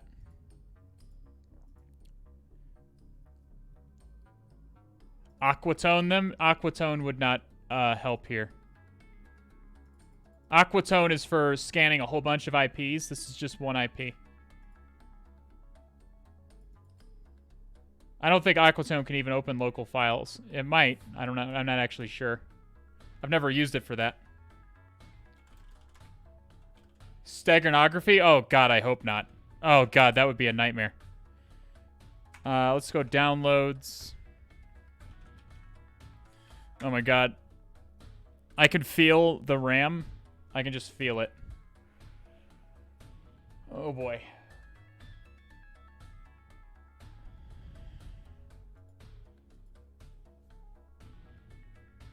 Lorem ipsum. Lorem ipsum. Is there, okay, chat, okay, I know one of you definitely has the write-up open, okay? One of them definitely has the write-up open. Is there something I'm supposed to see? There's creds? Okay, we'll keep looking then. We will keep looking then. I just want to make sure that I'm not sifting through all these documents for no reason on stream, okay? In real life, you would absolutely want to look at all these documents because if you find something sensitive, it looks really good on you. But on a CTF, this is a pain in the ass. Okay, how do I... How do I go to the next... Is it Control-Shift-Tab? Yeah, okay. There we go. Oh, no, that's going back. Okay, it's Control-Tab. We're just going to hit Control-Tab a whole bunch of times. Is one of these not going to be Lorem Ipsum? God, I was hoping that AsRep roast would work so I wouldn't have to do this.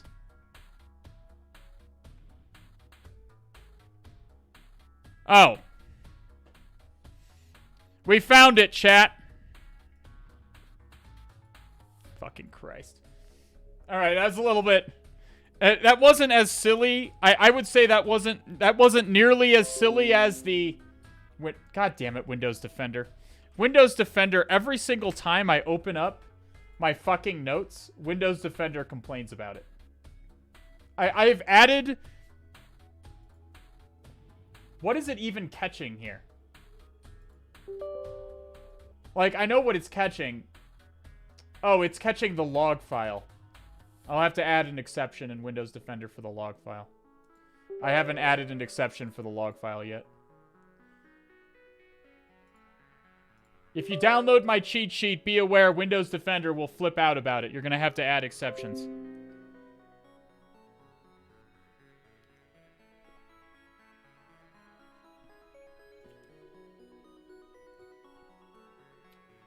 Okay, where is my Hack the Box folder? There it is. Hack the Box.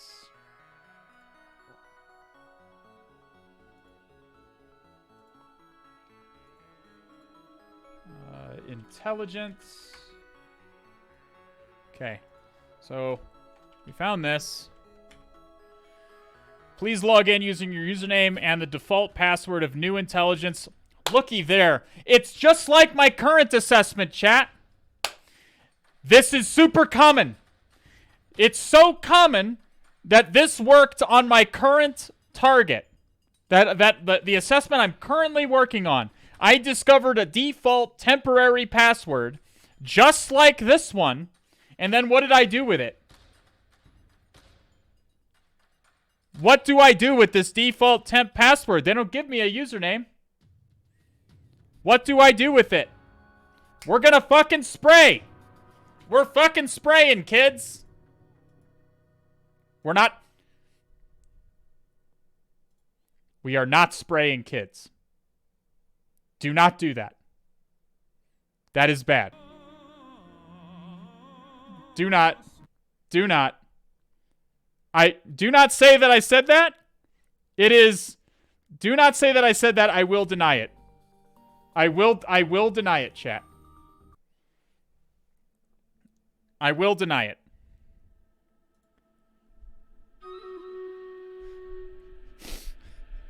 Alright. We want Kerbroot for this. Kerbroot is my preferred tool for password spraying. Oh, you know what? We want to do the NTP date thing. Make sure that we are synced up. That might be why. Maybe that's why the AsRep roast didn't work. Although we did find cred, so the AsRep roast probably wasn't supposed to work. 10, 10, 10. Was it 248?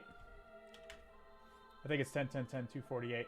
You always want to sync your clock to the domain controller, because Kerberos is very sensitive about times. He uses a lot. Kerberos uses a lot of timestamps. Kerbroot. Password spray.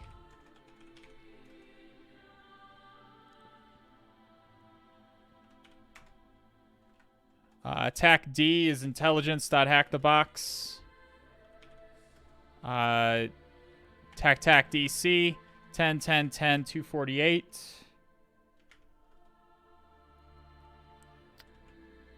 We'll do home, Al-Hazred, Hack the Box, intelligence. Where did I put the usernames? Was it in downloads? Yeah, it was in downloads, usernames.unique. And then the password we're going to spray is this.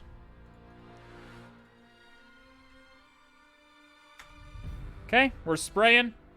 Nothing. Really?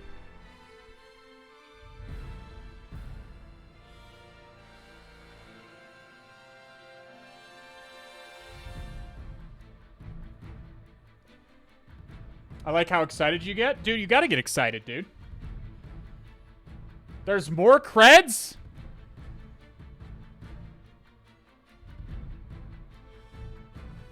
New Intelligence Corp user? Did I miss something in the... It says to log in using your username.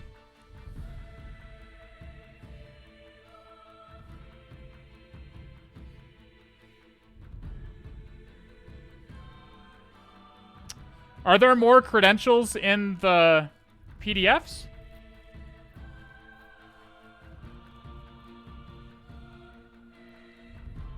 Yeah, the domain is intelligence.hackthebox. The DC is 10.10.10.248. No, you're all good. Age of Music. Case-sensitive names? Names are not case-sensitive in Windows Active Directory. Huh. Do we need to, like... I mean, it could be that it wants us to... Yeah, the first initial dot last name could be right. I just assumed that that was the correct domain username. Domain username, because it was in the PDF metadata. But I could be wrong about that. I guess that's the next thing to check. We can do... What was that? Was user...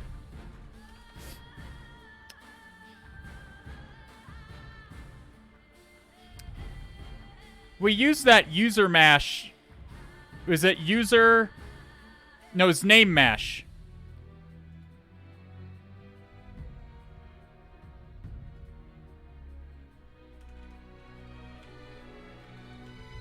I remember we used this last time. This is what I often use on real assessments as well.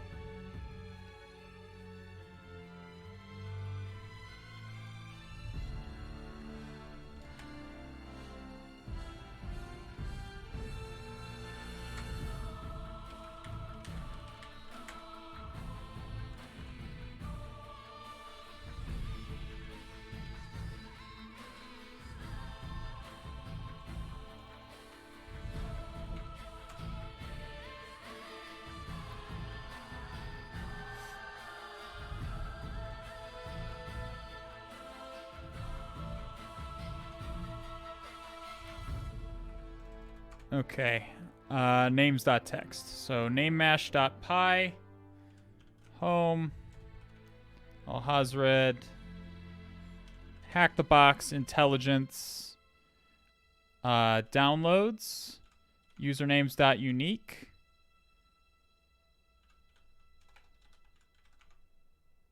Hack the Box. Intelligence.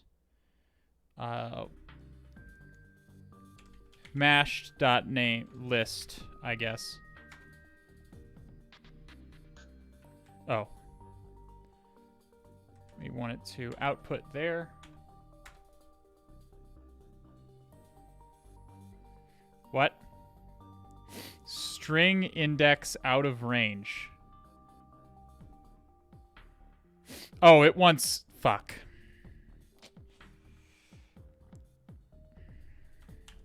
I know what it wants. Let's leave curb root. Let's go back here. We don't need this anymore. Fuck it. CD downloads usernames.unique.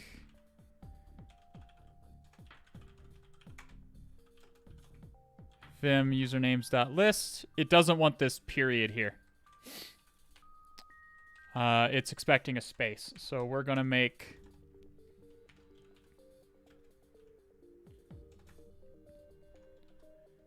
period. Replace that with a space. Like that.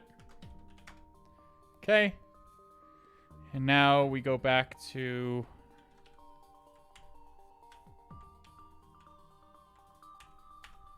back here. We do this again, except we want usernames.list.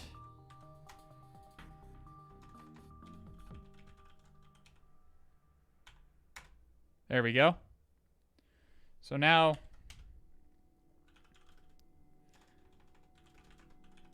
mash.list. So now you see that we've tried a whole bunch of these. We could have just done one of these and then curb rooted it. But this is fine. We can also use curb root's other function for this. Curb root attack H. What is it called? User enum. We want curb root user enum. That we can use that to see which usernames are valid. Tac DC 10 10 10 248. Tac D intelligence.htb. And then it wants the username word list. So home, alhazred, HacktheBox, intelligence, mash.list. No, those are the correct usernames. Those are the correct usernames, chat.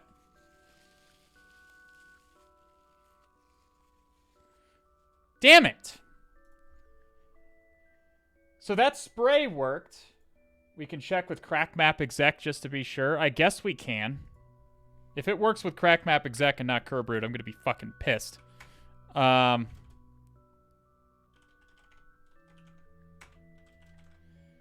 Crackmap.exec SMB 10 10 10 248.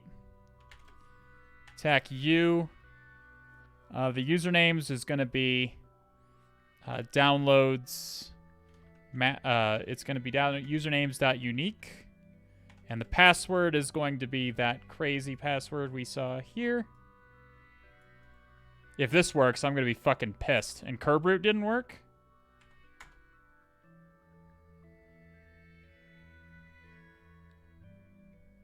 Let's see if any of those work.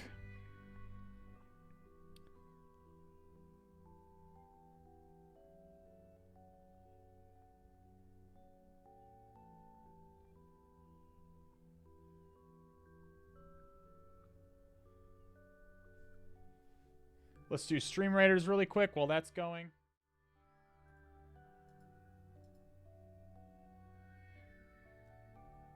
By the way, it did work, chat. Tiffany Molina. Why didn't this work with curb root? I'm so mad. What the fuck? I'm actually pissed. What the fuck? Tiffany Molina, why did you fail me? I even did NTP date. God damn it. I did NP. Why did curb root fail me? I genuinely don't know. I genuinely don't know why curb root failed me. Whoever said try HacktheBox did it good. Nice. Because curb root is what I usually use for that. And it works fine as long as you make sure your clock is synced. Technique with the most kills and Chad B. Noob with the most assists. Crackmap.exec and curb root always mess up. Crackmap.exec and curb root are two of the most useful tools you're going to find for internal network penetration tests. Again, I've never had a problem with curb root as far as password spraying. It's fast, and it is it produces less congestion on the network than crackmap.exec does. It's way faster than crackmap.exec for spraying. And it's much better for lockouts. Yes, I don't know why it failed in this instance. I even remembered to do the NTP date. I don't know why curb root failed me. That is a first.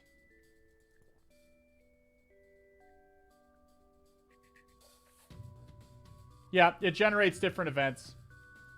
Events that blend in better. Alrighty. But the point is, we now have valid credentials, okay? We now have valid credentials. So these credentials work. When you find a default temp password like this, it's a great idea to spray it against every user that you're aware of on the network. Alrighty, so let's see if we have any share access as Tiffany Molina.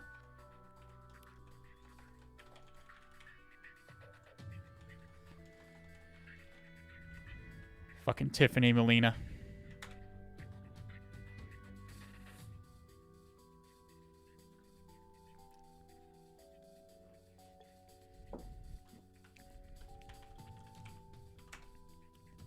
I still don't know why Kerbrute failed me. It's very odd. Maybe I messed something up. I set NTP date. I don't know what happened with that. It could be maybe my VBox client set it back. It could have been my VirtualBox guest editions cucked me on this, which would explain why it doesn't fail me on assessments, but it failed me on this.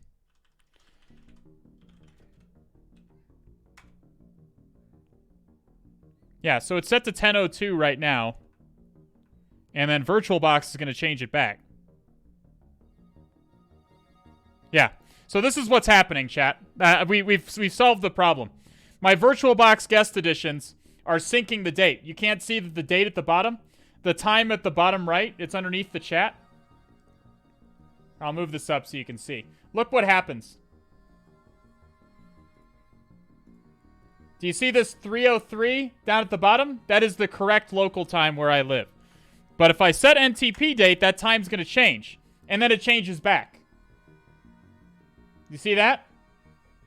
It changes for a second, and then it changes back. That's because VirtualBox is cucking me. The VirtualBox guest editions are cucking me. That's why Kerbrute failed. Kerbrute, the most common way for Kerbrute, the only situation I've found in which Kerbrute fails is if I forget to sync, if I forget to sync my time to the domain controller. That's it. In this case, Kerberos, again, is very sensitive. Kerberos and Kerbrute, by extension, are both very sensitive to time. Your time being synced up with the domain controller. So that is why Kerbrute is failing. So we do see we see an IT share. We see the IPC dollar share as well. We can go ahead and do an RID brute force. So if I really wanted to get Kerbrute working, I would have to figure out how to disable the time syncing. I'd probably have to briefly disable my VirtualBox guest editions so that it wouldn't sync with the time.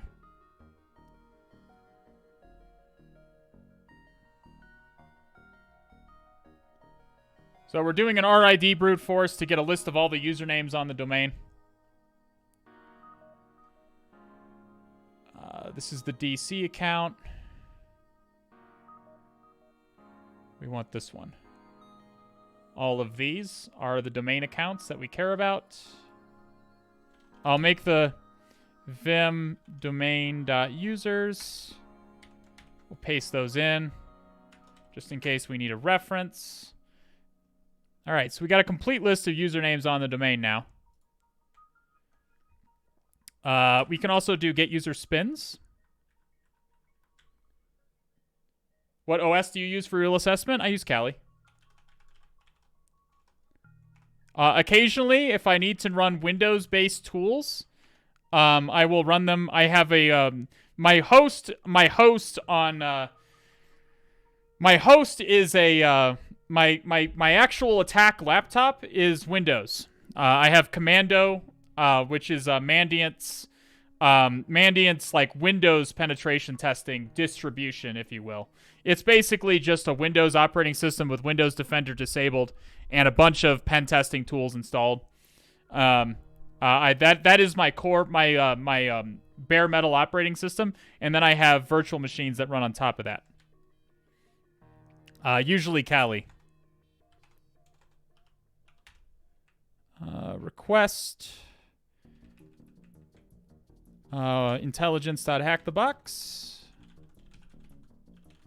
/ Tiffany Molina.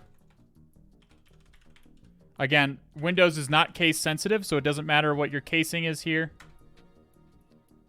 What is the password? So you need credentials to do a Kerberoast. That's what we're doing here. We are doing a Kerberoast attack. No entries found. No service accounts. Well, that's unusual. I don't think I've ever been on a real domain in real life with no service accounts on it, chat. That would be a first. So we do not have any service accounts, or at least accounts with service principal names set. Bloodhound.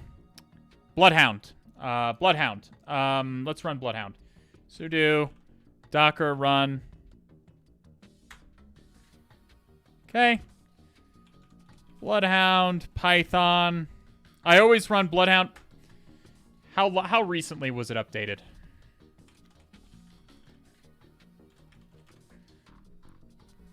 Bloodhound, Python, GitHub. I have trust issues with Bloodhound. Bloodhound is very sensitive to versions. 2 months ago. When did I last build this Docker container? I think it was within 2 months ago. I think we're okay. We're fine. This box was made a while ago. I have trust issues with Bloodhound. We're not going to go into it. Bloodhound, TAC NS, which is the domain controller. That's the name server. 248. TAC C all, collection method all. U is Tiffany.Molina. TAC P is that password. TAC DC. Now, this is a gotcha. This domain controller, this wants a fully qualified domain name. This TAC DC option has to be here, and it wants a fully qualified domain name, which in this case is dc.intelligence.hackthebox. And then we want TAC D domain for intelligence.htb. I think that should work.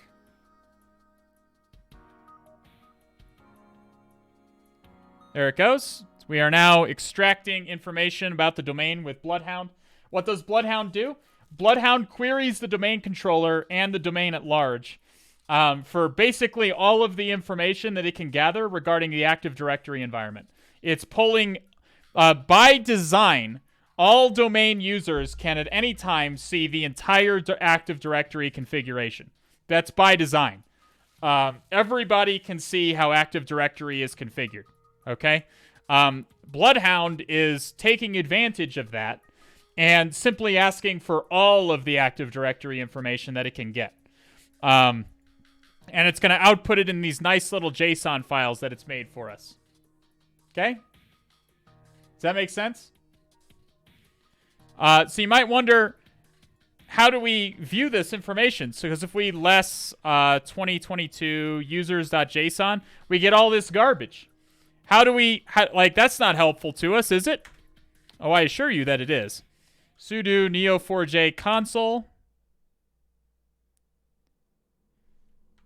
Split this in half. And start Bloodhound.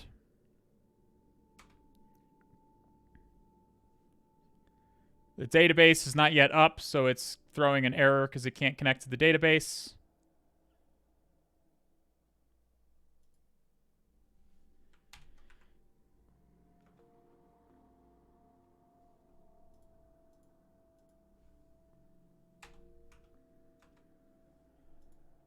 There it goes. Neo4j. And then the password. We connect to Bloodhound. So Bloodhound has a database going in the background. These are from a previous box that we did involving Bloodhound. Let's go to database info. Let's clear the database. Make sure we start from a clean slate. And now we will upload data. Home, HacktheBox, intelligence, computers. No, upload data.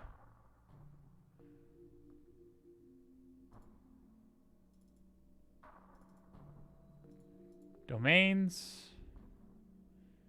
Upload all these JSON files to this.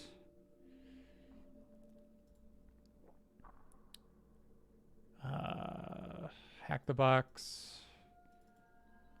Groups.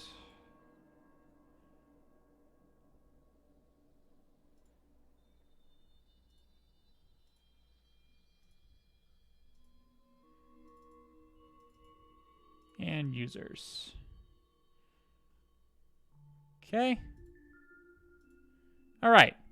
So now we can do things like find all domain admins. Must hunt. We see that administrator Our at glorious intelligence. leader is back to share his knowledge.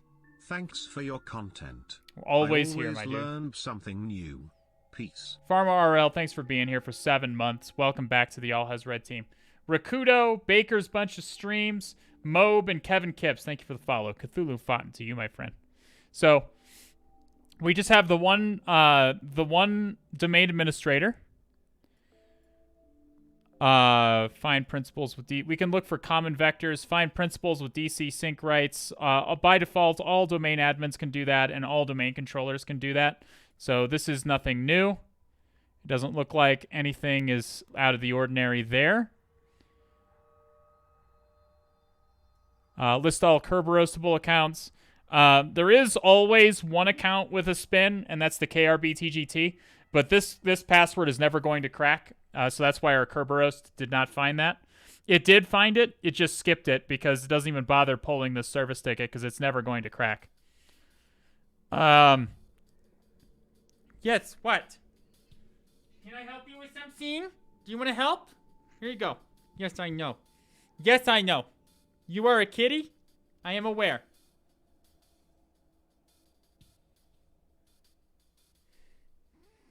It's a nice belly you got.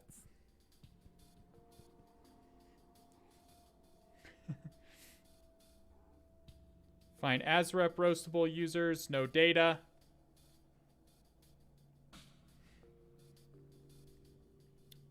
What about delegation? Is there a delegation thing? They changed this fucking interface. A hunter must hunt. Al4Z star. Yep, here she is. Quick long cat. She hates this. Just trying to discover his distro. I'm just using Kali. I do use Parrot for some development reasons, but I don't like it as much as Kali. A good lady. Oh, you want to get down? Okay, here you go. She was being very surprisingly tolerant there. Okay, they changed all of these recently. Delegation. I don't know why I'm looking for unconstrained. Okay. Interesting. Interesting. So what do we see in here? Read GMSA password. What's that? We just did this the other day. We just did this the other day. And then this is allowed to delegate. Interesting. So, oh boy. A GMSA into... So, a GMSA is a group managed service account. It's kind of the LAPS. It's kind of like LAPS, but for service accounts.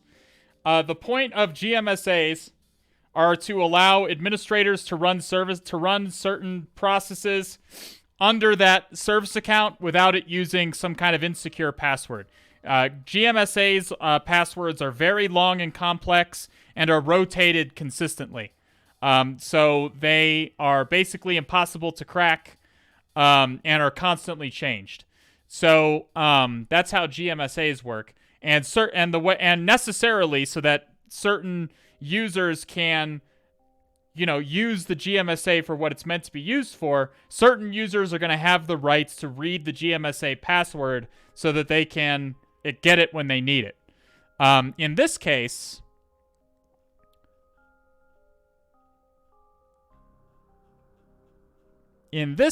what we're seeing is The SVC and .svc underscore intelligence is a GMSA.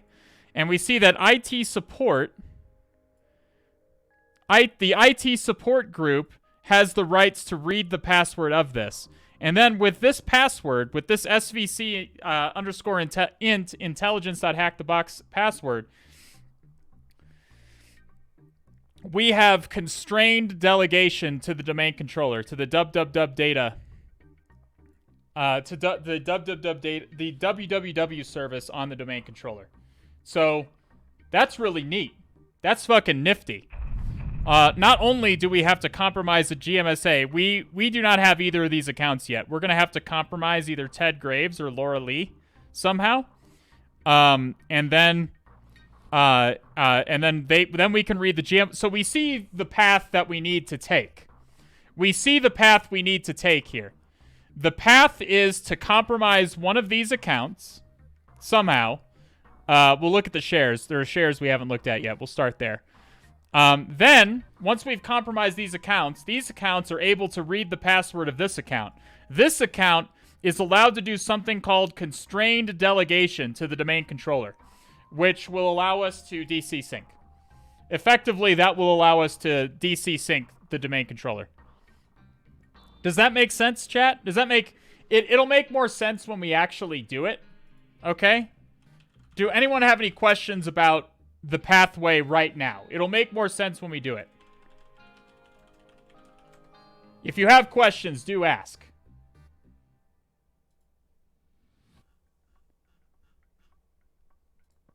How did you get this view? This is Bloodhound.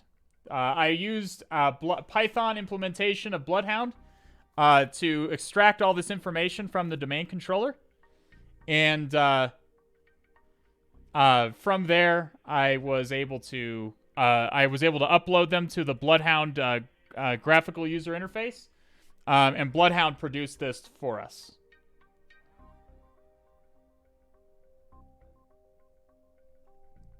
Does that make sense, chat? Does everyone understand what we're doing? If you don't understand, do ask, because it's going to get more complicated from here. I assure you it will get more complicated from here.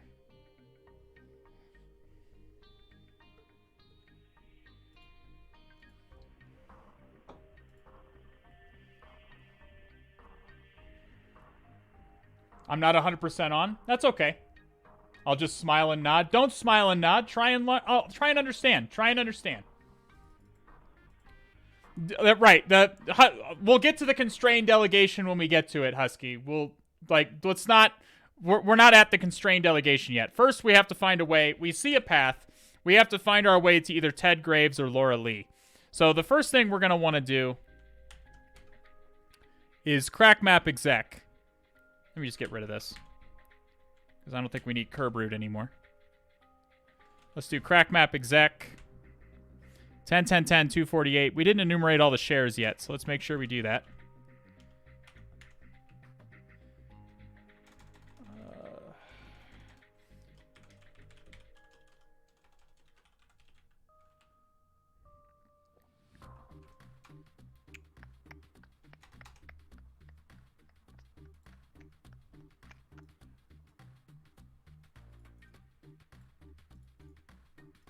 Okay. We did not enumerate all the shares. We saw we had user share access, and I think there was an IT share. You guys are like up here and I'm more down here. That's okay, Ant-Man. That's okay, Ant-Man 1. That is okay. The point is that you learned something.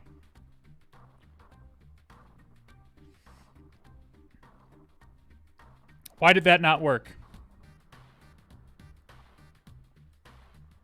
Did I get the IP address wrong?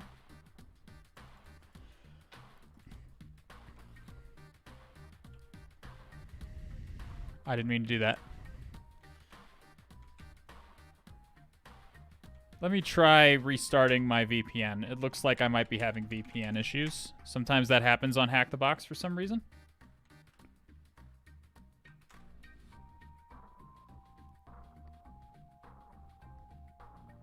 I'm still not able to connect. It is 10.10.10.248. Am I wrong about any of my connectivity here, chat? 10, 10, 10, 248. I don't know why it's not working.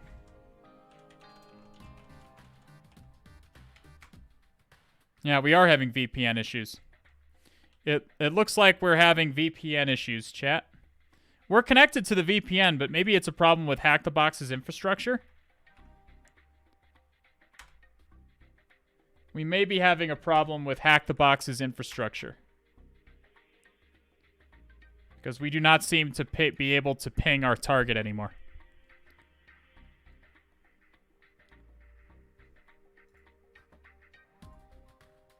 I'm double checking. Hang on a sec.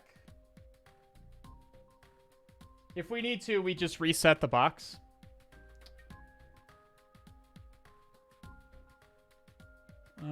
It says it's online, but we are not getting pings. Let's go ahead and reset the box. Let's do Stream Raiders while we're trying to figure this out.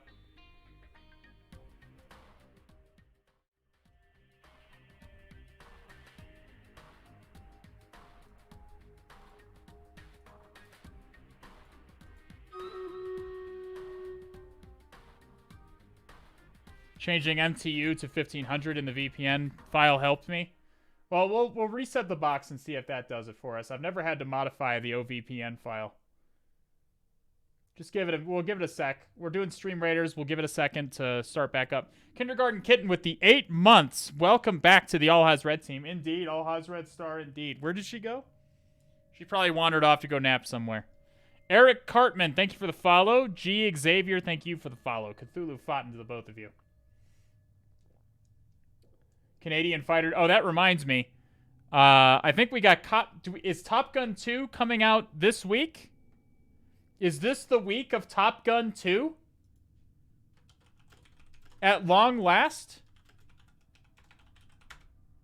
The 24th? Yeah, it's May 24th. Okay, so it is. It's not this week. It's next week. Wait, there's a Top Gun 2? Yeah, Top Gun Maverick. Top Gun Maverick comes out May 24th. Dude, I'm fucking stoked. I'm fucking stoked. I'm going to wear the helmet and everything. See that helmet back there? I'm going to the theater in the helmet for sure. It's happening. Just make your peace with it, chat. I'm fucking stoked about Top Gun 2. It's been happening for a while, Zero Kieran. They pushed it back. It was supposed to come out last year, I think.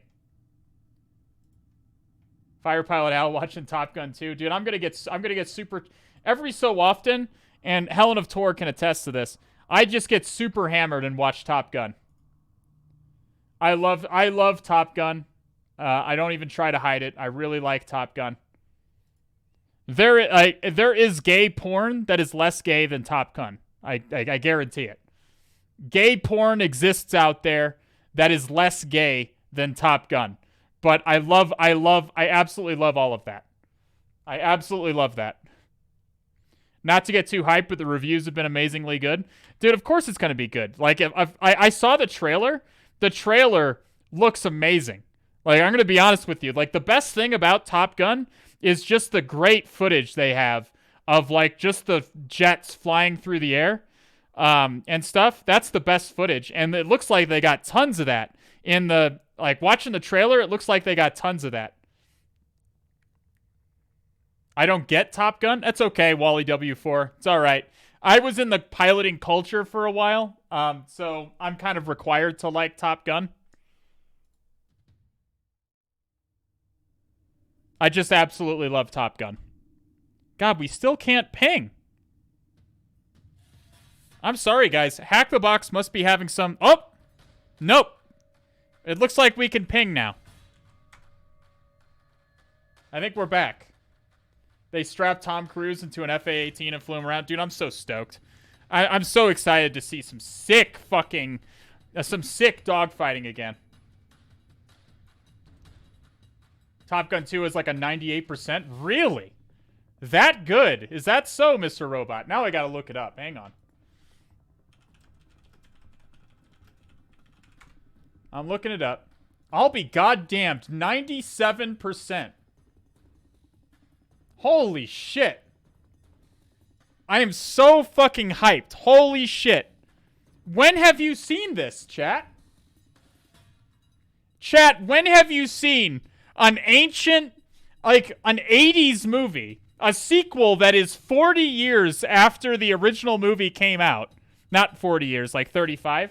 Like 35 years after the original movie came out, getting a 97% on Rotten Tomatoes. I mean, Rotten Tomatoes is kind of bullshit now. I don't trust it as much, but still, 97% is a thing. Okay? Dude, I'm fucking stoked for Top Gun Maverick. I'm seeing that shit. Day fucking 1, we're seeing that shit. All right, let's get this IT share. Enough about Top Gun Maverick.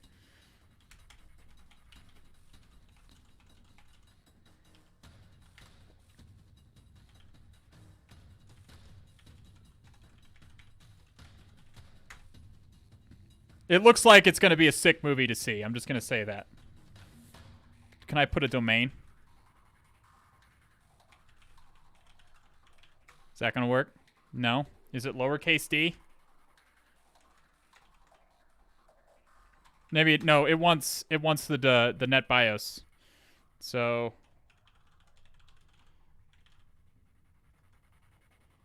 like that. Yeah, there we go. We want to get it authenticating to the domain. I think workgroup would have worked just fine, but we just want to make sure we're doing domain authentication. All right, dir downdetector.ps1. Let's grab that.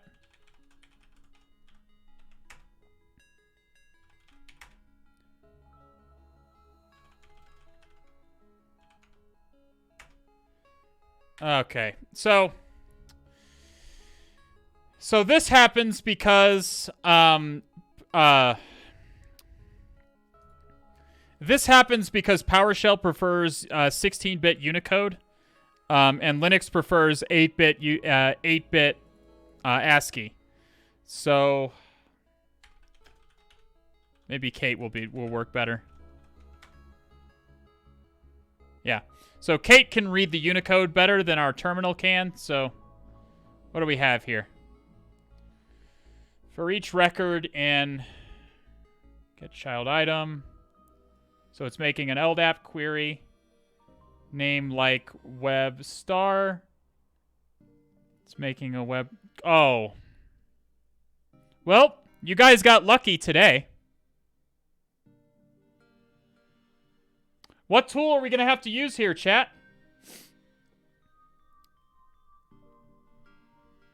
What tool are we going to have to use here, chat?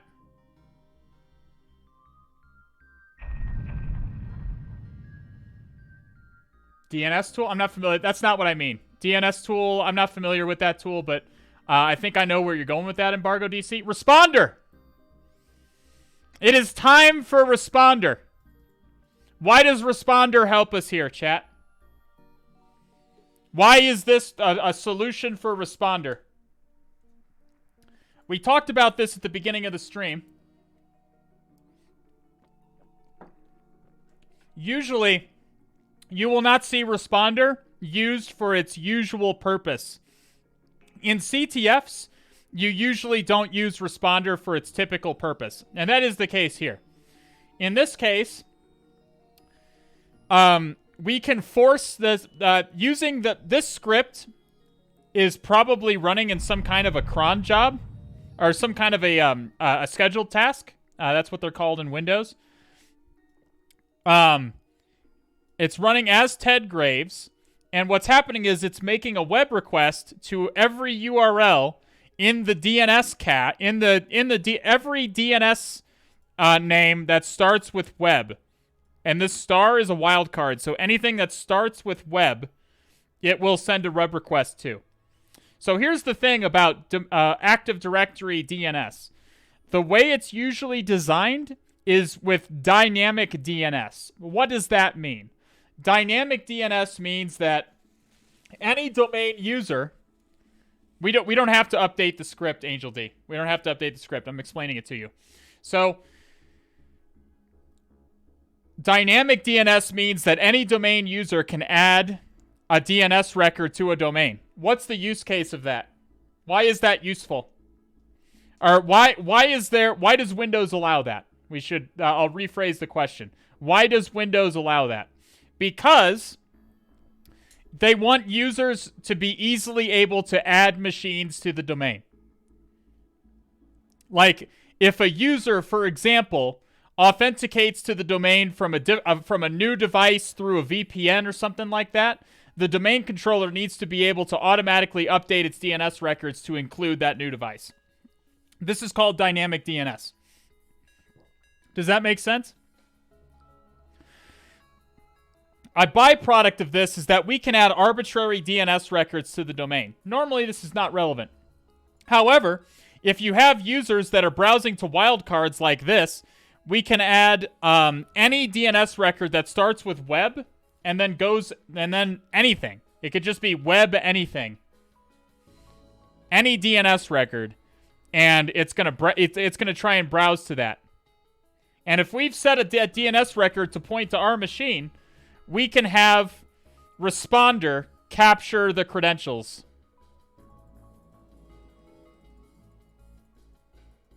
Does that make sense?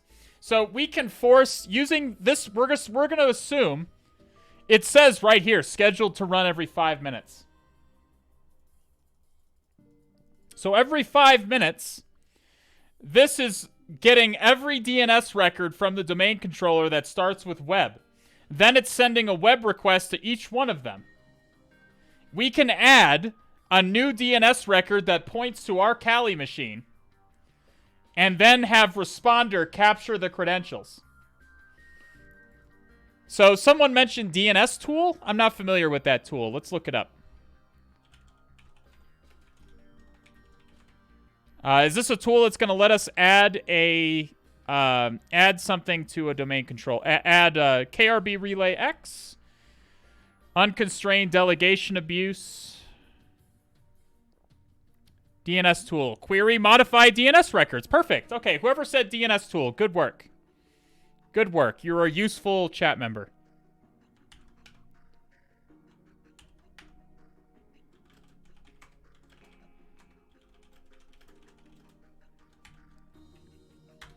So we'll pull down this repo.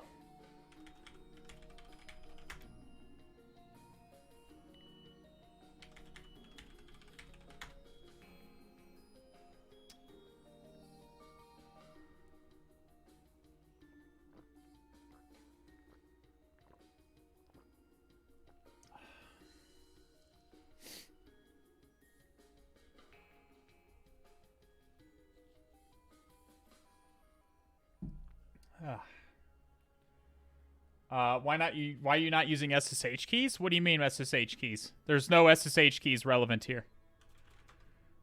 CD KRB relay X. DNS tool.py. Python 3. DNS tool.py. Attack H. Okay.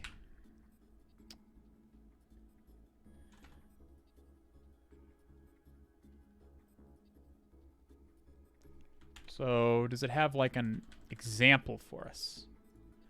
Do we have examples?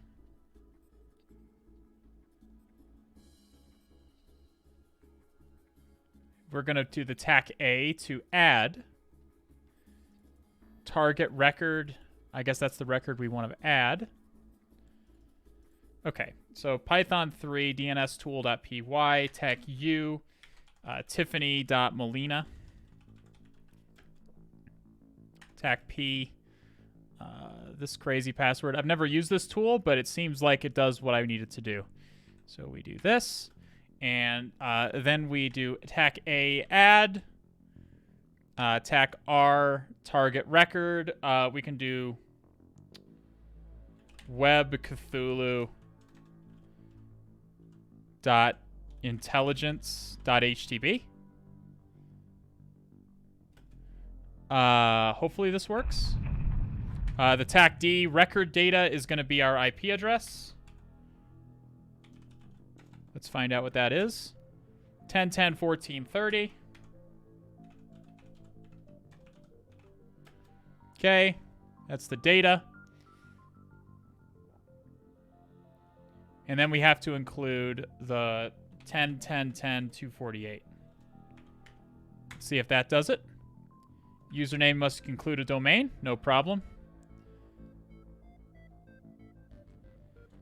Intelligence.htb. Let's just do this. Maybe we don't need to escape if we put it in quotes. A hunter must hunt. There we go. And now we can do NS lookup. How do we do NS lookup at a certain server? We can do dig, actually. Dig at 10.10.10.248 web Cthulhu .intelligence.htb.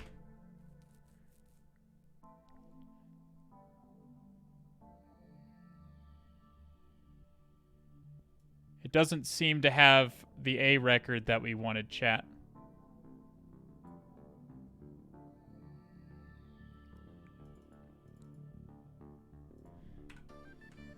Let's just ask for some garbage. It does not seem to be there, chat. Do reverse lookup.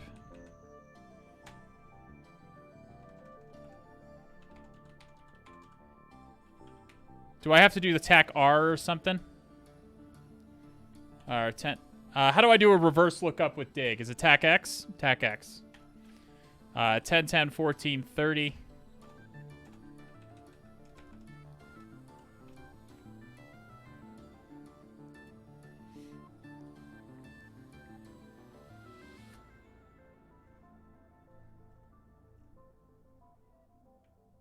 It does not seem to have worked.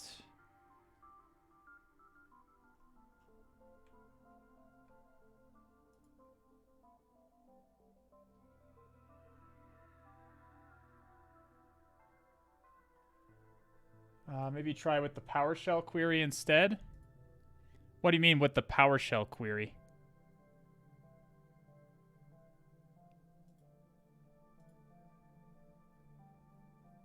No, we're just trying to use this DNS tool thing. I am not sure. Maybe it just wants... Maybe we just try web.intelligence.hackthebox.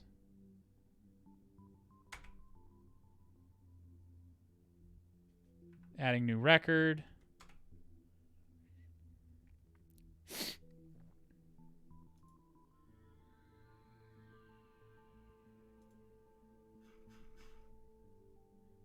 We still don't see it. Let's try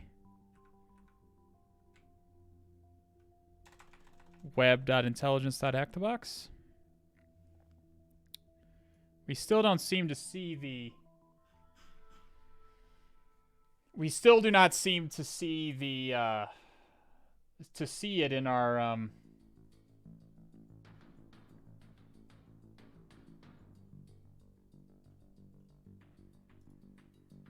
Metasploit has a module.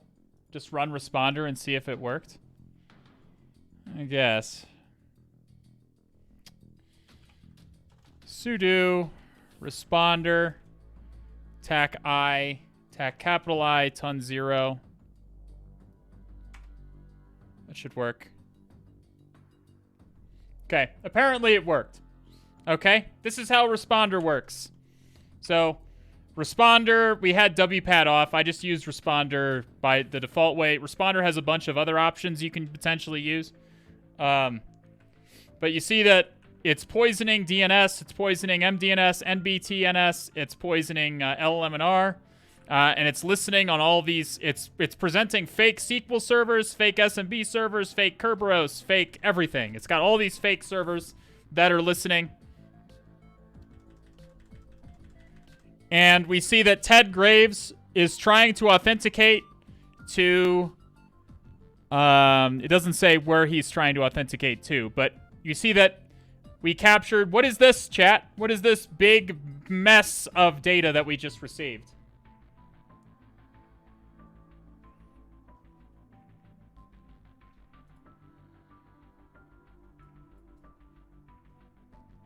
What was all of this? It's not an NTLM hash. It is an NTLM v2 hash. You could call it that. Which part of these authentication requests is this? Which part of this whole process is this? Two streams in a row right now. I've been pushing how this works. Which part of this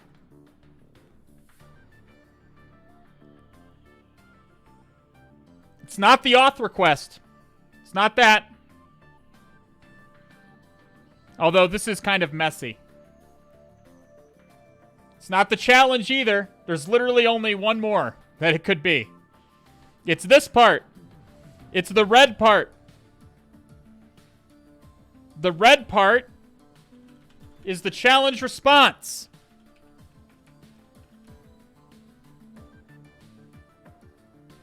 Let's just close this and let's recall how NTLM works. It is, and I keep harping on this.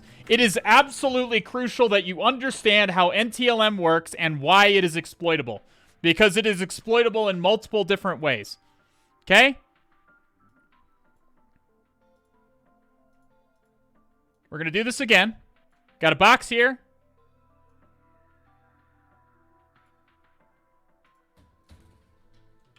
Twitch chat.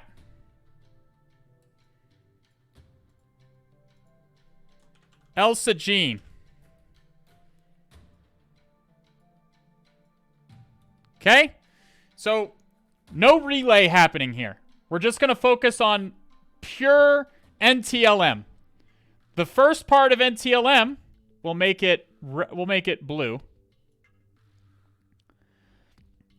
What's the first part, chat?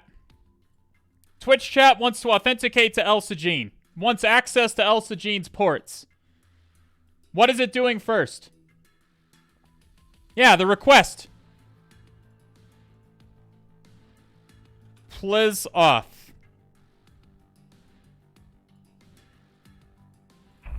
Okay? And now who's Elsa Jean? It's just an arbitrary name. Completely arbitrary name. How does Elsa Jean respond?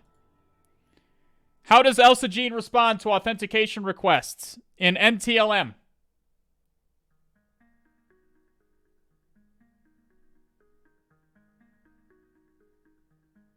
How does Elsa Jean respond?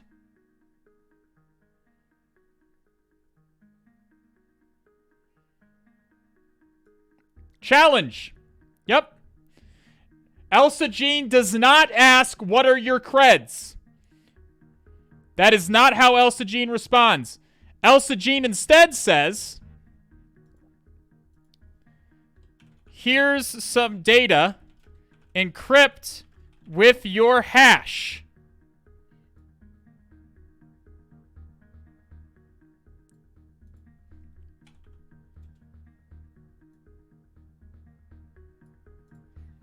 Okay, Elsa Jean does not ask for Twitch chat's password. This is so Windows is trying to avoid sending passwords over the network. So instead, Elsa Jean presents a cryptographic challenge that can only be solved by somebody who has the password hash of the user trying to authenticate. Does that make sense, chat?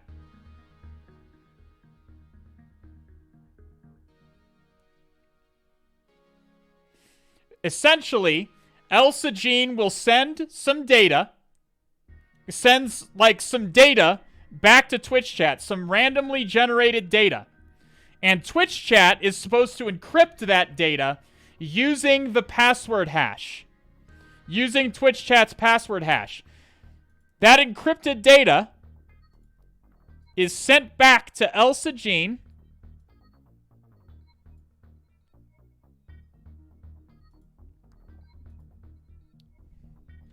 Here's the data encrypted like you asked. Again, the data is just arbitrary. It's just randomly generated data. Elsa Jean receives that encrypted data and then decrypts it using the password hash Because she knows Twitch chat's password hash. Twitch chat knows Twitch chat's password hash. Elsa Jean then decrypts it. The key to symmetric encryption is that it can only be, ideally, it can only be reversed by somebody who has the encryption key. In this case, the encryption key is the password hash. Okay? So Elsa Jean, in a domain environment, the domain controller is involved in this. Elsa Jean doesn't have the hash. She has to ask the domain controller for it. But forget that exists right now. For simplicity's sake, we're going to assume Elsa Jean knows what the password hash is. She will then attempt to decrypt the data that was sent to her by Twitch chat.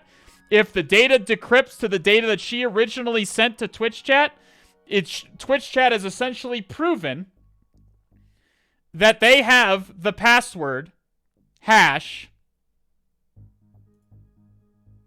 The password hash, not the password, notably, of the user they're trying to authenticate as. And then Elsa Jean will grant them the access that is requested. Does that make sense? This is how NTLM authentication works. Which part of this process is responder spitting out to us here? Is it blue? Is it green? Or is it red? It is the red. This is the data that Elsa Jean asked to be encrypted. Right here. This little bit of data is what Elsa Jean asked to encrypt. This is the encrypted data. Does that make sense? This is the data. This data, or this encrypted hex mess here, is this data that Ted Graves has encrypted using his password hash. Does everyone see how this works? It is of absolutely paramount importance. If you're looking to do any pen testing in any Active Directory environment, that you understand how this works. Is the password never sent to the domain controller? Not even first ever request, like when setting up the password? No, the password is sent. Like when you change your password or whatever. Windows just tries to avoid passwords being sent to the domain controller, like in general authentication requests. These requests are flying across the network 1,000 times a day, millions of times a day. In some domains, tens of thousands or hundreds of thousands times a day. These authentications are occurring. You just don't want credentials flying around all the time. What use is this to us? Of what use is this to us, chat?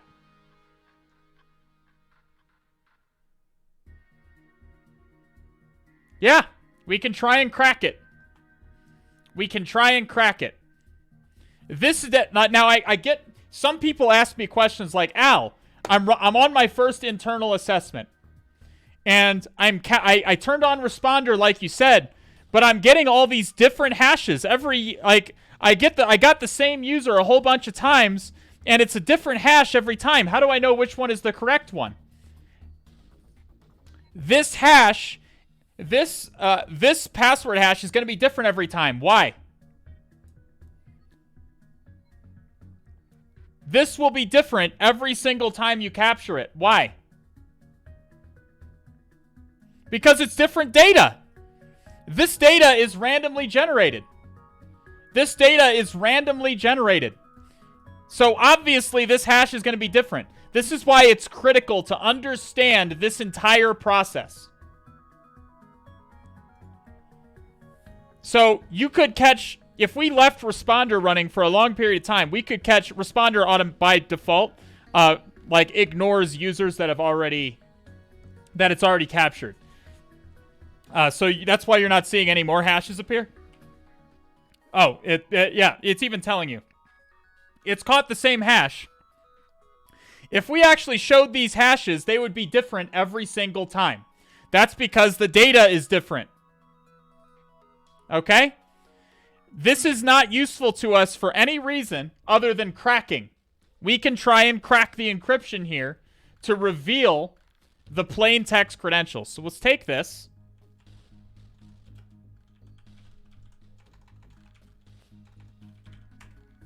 Paste this in.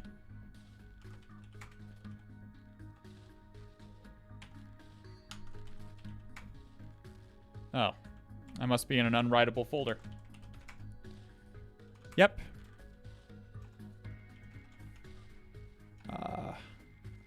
HacktheBox intelligence. Vim graves.hash. Let's try that again in a writable folder. John, tac, wordless. RockU is usually a good one to start with. Even in real life, RockU is a good one to start with. Run that against Graves. Or Ted Graves. How do you have the key to do that? We don't have the key. We're going to try... So what we're essentially trying to do here is we're trying a whole bunch of passwords to see if any of them decrypt this to this data. What John is doing is it's going to take a password. It's going to take a password in RockU. It's going to get the NTLM hash of it. Then it's going to use that NTLM hash to try and encrypt this to try and decrypt this data and see if it gives us this. If it does, we have found the plain text credentials. And in this case, we found them. A fine addition to my collection. So we have Ted Graves' credentials. Does that make sense, chat? It is critical that if you're going to be operating in an Active Directory environment, that you understand this process. That you understand this. That you understand this. Usually in using Responder, you won't need to do like this DNS tool thing.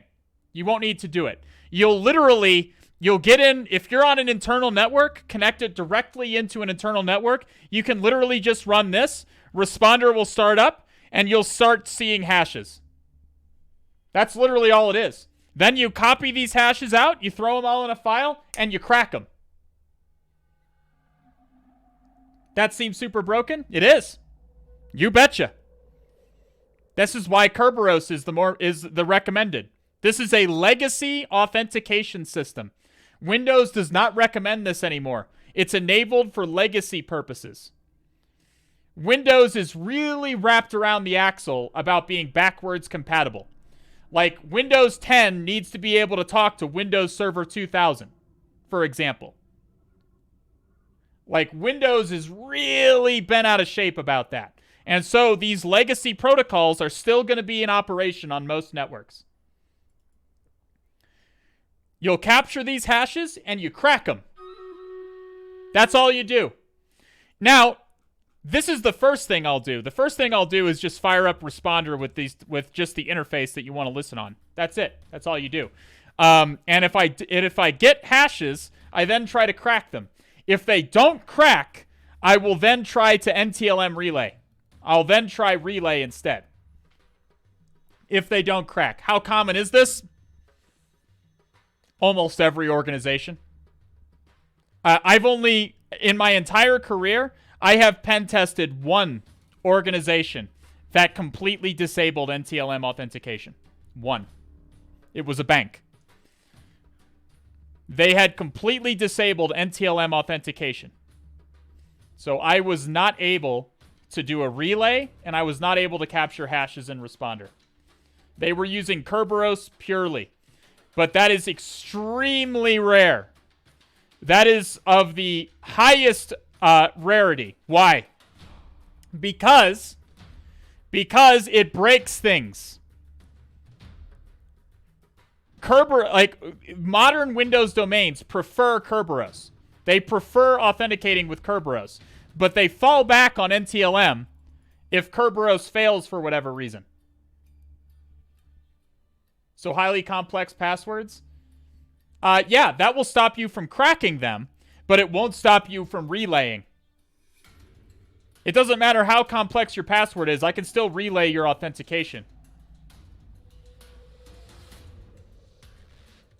Me Responder, no capture to Hashy. That's probably because you didn't add you have to add the DNS request to the, in this case, you need to add the DNS request to the domain so that this script produces the hash for you. So let's continue. Now we recall we recall, chat, if we look back at our helpful Bloodhound data, that Ted Graves is a member of the IT support group. The IT support group can read the GMSA password of SVC int. So let's do that. Now, I remember we had a tool for this before. We actually, but purely by chance, did a machine with a GMSA in it recently. I don't remember. Was that the recent Hack the Box machine? Search. That had a GMSA, didn't it? And apparently this gives us a hash. Yes. So the password is Mr. Teddy.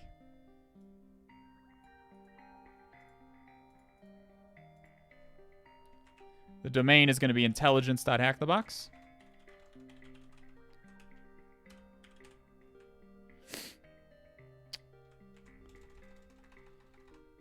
Ted.graves. So what GMSA is going to do is what the GMSA dumper is going to do is it's going to exploit this little permission right here. It's going to exploit this permission right here and extract the password hash for this service, this group managed service account. GMSA stands for Group Managed Service Account.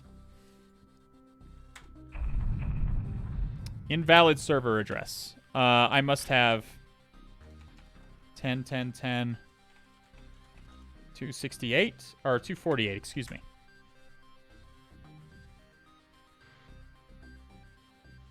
See if that works for us.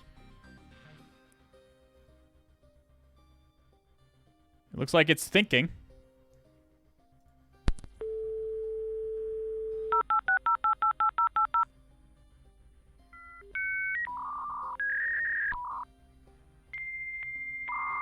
Oh yeah, my DNS record was test? Yeah, it must be web.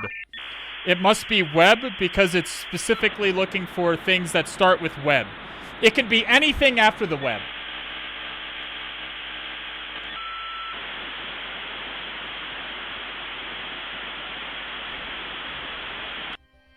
It just needs to start with WEB. That's it. I don't know why this is taking forever. Maybe I need to add it to my Etsy hosts file. Let me just do Python 3 GMSA dumper tac h. Oh, it looks like it wants a domain in that. Okay. Does it have a LDAP server? Oh, I do a tac L for LDAP server. Okay. So it wants a domain here. It wants intelligence.htb, and then LDAP server is going to be 10.10.10.248. It's trying to resolve a domain that doesn't exist. There it goes. So this is a password hash. Now that the password, this is not going to crack. We are not going to be able to crack this hash. The service account password is this long, incredibly long. It's like 64 bytes of like hexadecimal. Like it's randomly generated hexadecimal. Okay? We're not going to be able to crack a 64 byte hash. I think it's 64 bytes. I don't remember exactly. So how do we use this? What use is this to us, chat? Let's go back here. Angel D, elaborate on that. Pass the hash. We're going to exploit a second vulnerability in NTLM. And that vulnerability is that Twitch chat does not even need to know its own password. You don't need to know Twitch chat's password to complete this authentication process. You only need the hash. Elsa Jean asks you to encrypt some data with your hash. You encrypt the data with the hash, and Elsa Jean decrypts it with the hash. At no point is the actual clear text password of the credential of the hash involved in this process. This is where we get the the very well-known Windows exploit of pass the hash. You can authenticate to Windows machines with only the hash.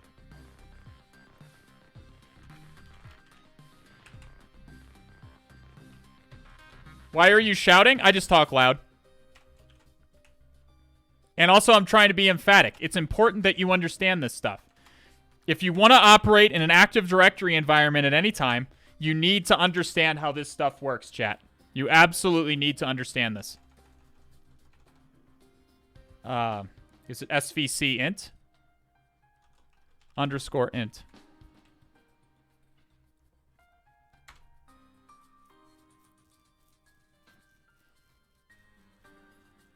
God damn it, is the box down? Oh, I put the wrong IP address.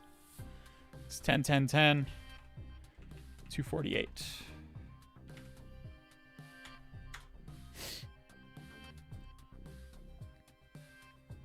And that did not log us in. Why? It's called svc_intelligence, is it not? What are you doing again? We are hacking into intelligence on HacktheBox.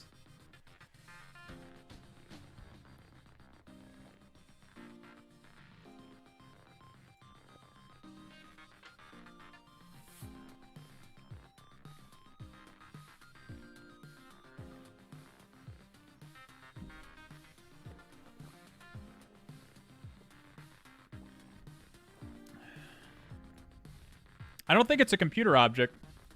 It's an account. It would end in $ if it was a computer object. No, it's an account. We had this problem before where we weren't able to authenticate with the hash. We had this issue before where we were able to extract the password, but the password hash, but we were not able to authenticate with the hash of the GMSA account. Is that just something? I'm wondering what causes that. Check Obsidian notes. I mean, there's not really anything in there. I wonder if you just if you cannot. I wonder if for some reason they prevent GMSAs from authenticating with the hash like this. At least in whatever crack map exec is doing, because we had this problem before. I'm wondering if we won't be able to just request a service ticket using this hash. Let's try to just do that. So let's try impacket get st.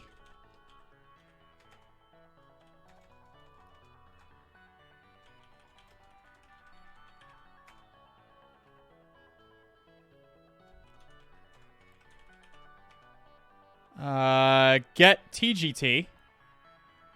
We want to get a service ticket. Oh, but the clock skew. We're still going to get fucked by the clock skew. I've got to disable my VirtualBox guest editions. Let me disable my VirtualBox guest editions.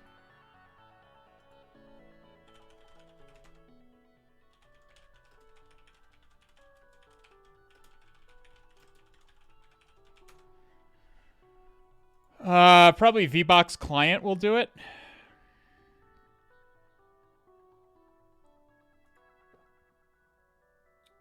Opinions on VirtualBox versus VMware. VMware is garbage unless you want to pay for VMware Pro, which is like a couple $100. It's very... VirtualBox is much more feature-rich. Disable time sync VirtualBox. I need it to stop syncing my time. Otherwise, we're never going to get Kerberos to work.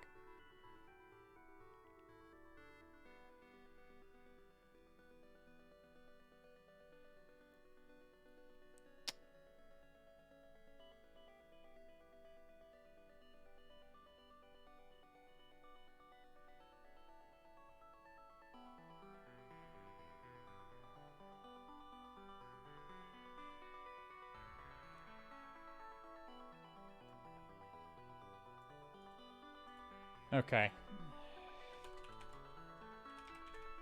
I guess I'll do it using this. I'm not happy about it. Right. Where do I have VirtualBox installed? What's the problem? The problem is that VirtualBox is syncing our time. And we are out of sync with the domain controller, and we're not going to be able to request a service ticket. Without it, we need to request a service ticket. because of so we can use delegation.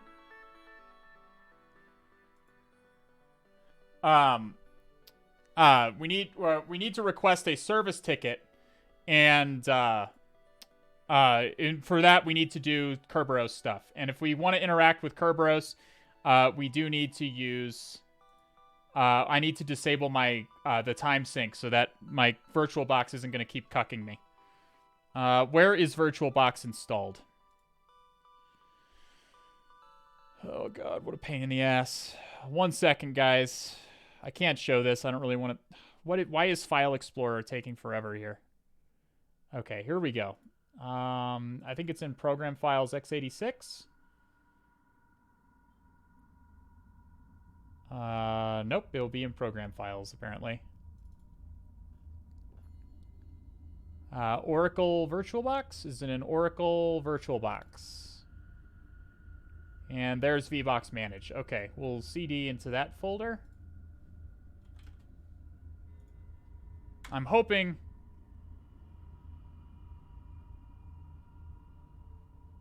Oh, God. Fucking spaces. Okay. So this is a PowerShell prompt. And we're going to run this.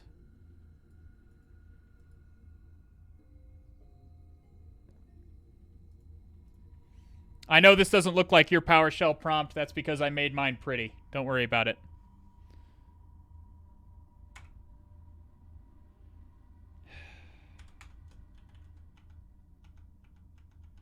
VBox manage. There we go.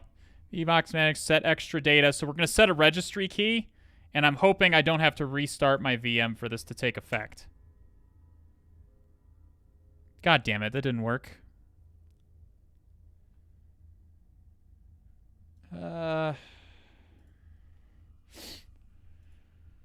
There are ways to disable the time sync, but they are inadequate for my needs.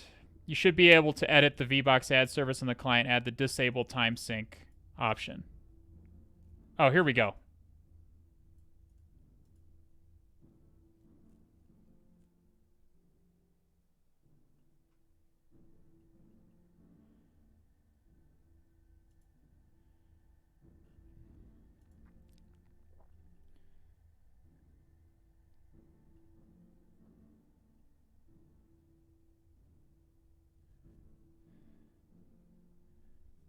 I don't want to do that.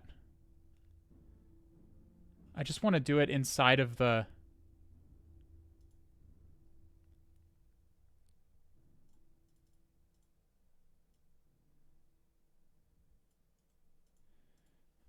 Okay.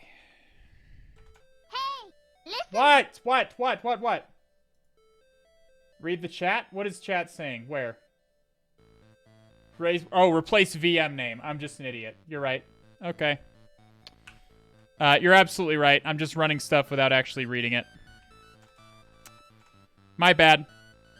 I don't know if that'll actually work, though. No, streams are on Tuesday, Thursday, Sunday. That's always been the way it is. What did I call this virtual machine? Kali 2022.1.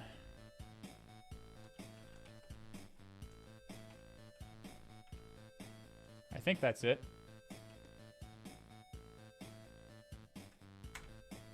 Okay. Well, that seems to have set the registry key. Can I do sudo ntp date 10.10.10.248?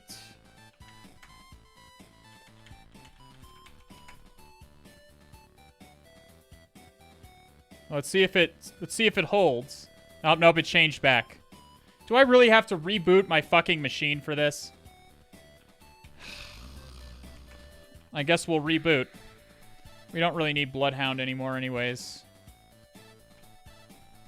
To reboot my fucking machine for this.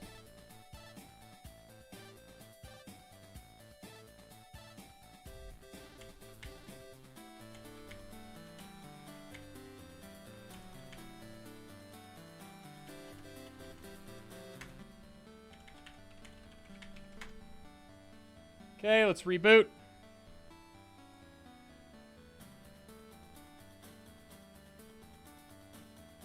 So time sync should now be disabled. And we should be able to modify our time from within the VM without VirtualBox changing it back. What does reboot tech W do? Let's do Stream Raiders really quick.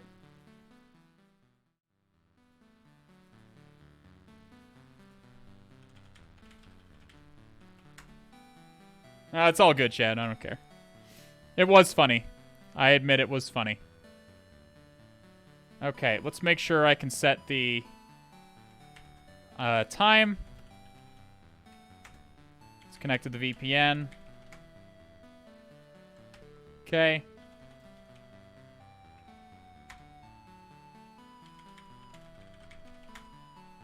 Okay, I've changed the time. Let's hope it stays. It is staying, so I think that did fix it. Nope, it did not stay. Fuck! What the fuck, dude?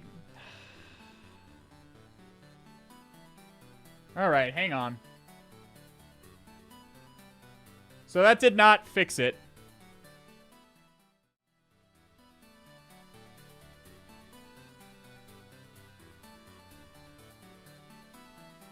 I hate playing around with my VM because people always try and troll.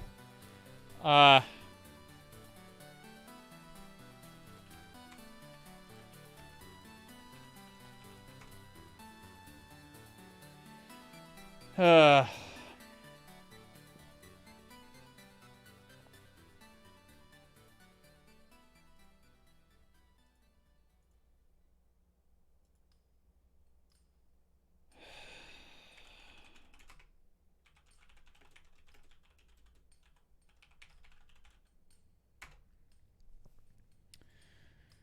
So this didn't work. You should be able to edit the VBox add service script on the client and add the disable time sync. Okay.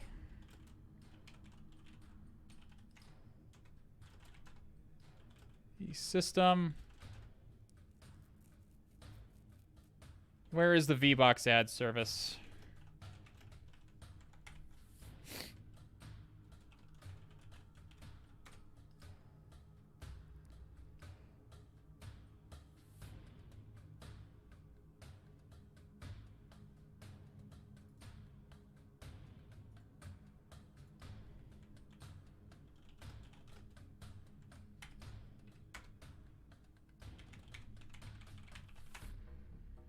Okay. Where can I disable time sync?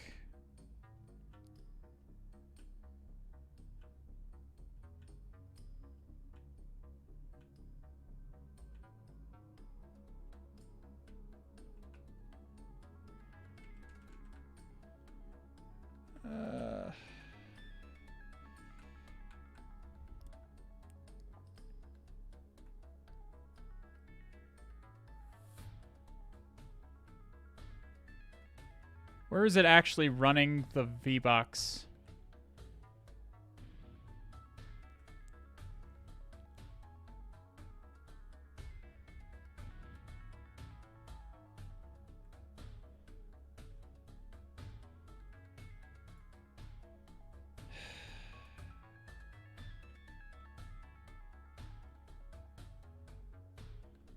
If PID file is here, var runs script name.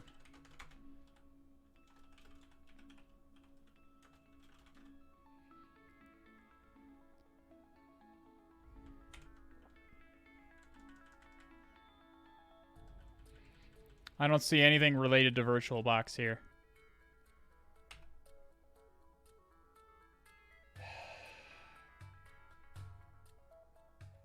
I mean, I guess we can try to set NTP off. Listen! I see it. I saw it. Loka.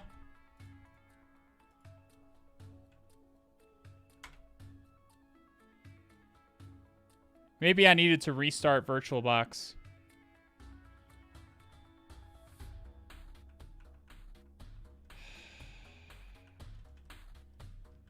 Maybe in addition to restarting...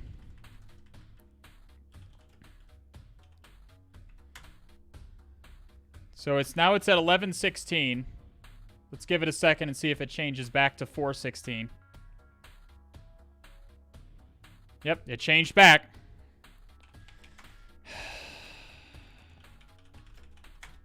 This is so fucking irritating. Oh god, this is so irritating. Okay, let's just terminate VirtualBox. Let me go into the task manager to make sure VirtualBox is dead. VirtualBox is not started up. Start it back up again. Let's start the VM up again. Now is it going to let me change the fucking time? Like, all of this to just stop VirtualBox from auto-correcting the time.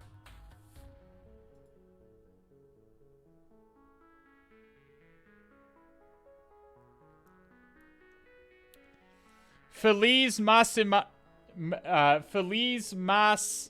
asymptomatico. Thank you so much for the Prime indoctrination. First time. The Architect Doge also getting in on it with the first time Prime indoctrination.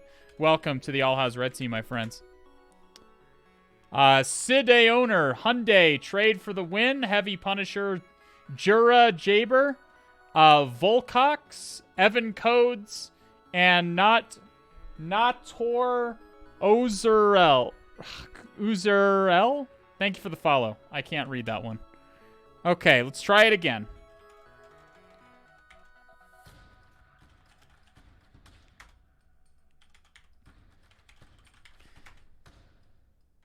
God damn it. Please change the time. Please stop changing the time back, VirtualBox. This is incredibly irritating. Give it a second. It's still at 11:18. Okay, maybe it's holding now. Okay, I think we're good. I think it's finally working. Jesus, that was fucking painful. Okay, so we can test that if we go into opt. Because remember, curb root wasn't working before? And now it does work. Do you see that? Curb root, this was not working before.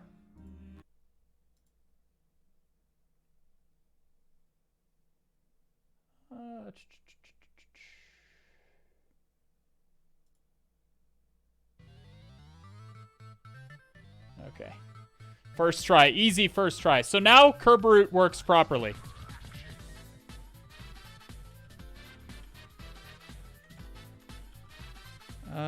So we're going to do impacket, and we want to do get service ticket. I haven't used get service ticket in a while. So I'm going to have to remember what the syntax is. So here's the thing with delegation. So what is delegation? So delegation is how in Kerberos a user can perform actions on behalf of another user. Okay? Let me say that. So let me say that a different way. If you want a user to be able to temporarily take on the permissions of a different user and take on the permissions of a different user and perform actions as that user, like sudo. Yeah, like sudo. Kerberos doesn't have a built-in way to do that. It doesn't have a built-in way to request a service ticket for a different user. Every user requests a service ticket for their own account, and they can only access what their account is authorized to do. Delegation is an extension to Kerberos that allows a user to take on the permissions of another user, to request a service ticket for a different user. You have both unconstrained and constrained delegation. Unconstrained delegation is not what we're dealing with here. In this case, We're dealing with a case of constrained delegation, where we have access to a user that can request a service ticket for the spin. I think it was www. Let me start Bloodhound back up and look again. Let me verify. I'm pretty sure Husky said it was www. I'm pretty sure it was www. I'm going to double check, though.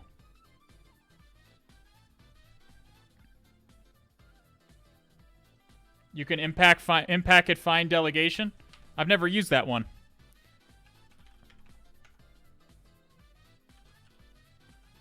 Find delegation. We can do this. This might show it a little bit better. I know how to exploit it already. There's not really, because Bloodhound showed it to me. But this might make it a little clearer for you guys, so we'll do it this way. Impact it, find delegation.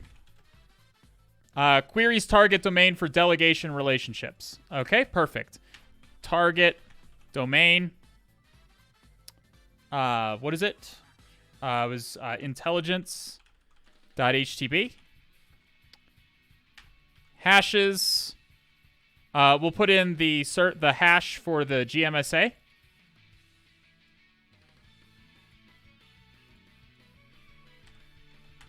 Oh man, Sonic Colors. Okay, we're just gonna put the first hat. Okay, so here's another Windows-ism for you. Windows stores password hashes 1 and 2 in pairs. This first hash is the landman hash. This is an old hash that's no longer stored. It's only stored for backwards compatibility purposes with like really old Windows operating systems. So this hash does not actually matter, so we can just put this one. We can just copy the same hash twice. This second hash is the one that actually matters.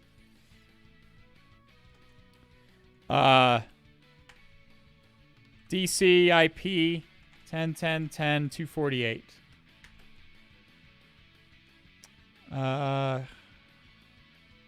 And then the domain is going to be intelligence.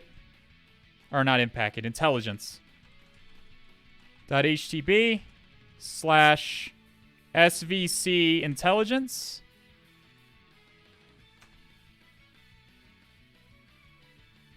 Invalid credentials.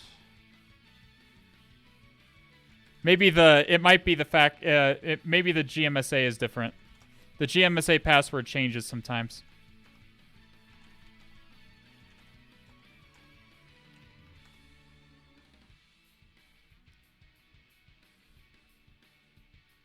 Nope, that's the same one. Maybe we can just use Teddy's credentials to do this.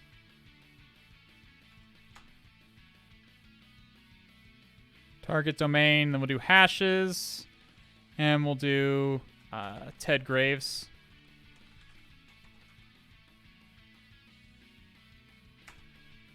Then his password is Mr.Teddy. There we go. So we do see that, it might have the $sign at the end, I guess. Someone said it might be a machine account, but I looked in Bloodhound and that was not the case. So it could be it wants the SVC int $. It did not have the $. After it in Bloodhound. Constrained so this is a constrained delegation to the www at dcintelligence.hackthebox. So this doesn't actually matter. If you're in a constrained delegation scenario, you're supposed to only be able to delegate to the service that you're supposed to delegate to, but it doesn't actually matter. For various reasons, such as single sign-on purposes, Windows allows you to authenticate to any service on the target. Any service. Any service on the target. So a common one is CIFS, which is like the file system. So we can do... Let's try crackmap exec. Let me try it with that $sign. SVC underscore intelligence. We'll put a $sign after it. And let's try it with that hash.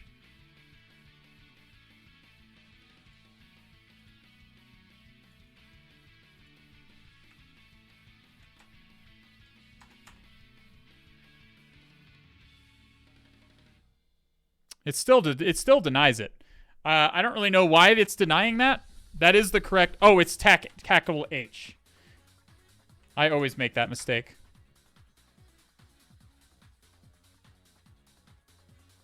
There it goes. So it wants this $sign at the end. So for GMSAs, apparently it wants a $sign at the end. This $sign wasn't in Bloodhound. You usually see this $sign for machine accounts. I guess the GMSA counts as a machine account in this instance. So make sure you put the $sign after the thing in order to authenticate. So we could try this again with SVC intelligence. The $sign at the end. And then we have to include that hashes option. I'm just we're not going to get any more information out of this. I just want to demonstrate to you that this does work. Again, you can just put the same hash twice. It doesn't matter. The landman hash is not actually used. There it goes. So this time we're able to authenticate. Does that make sense, everybody? Does that make sense? So now let's do impacket get service ticket.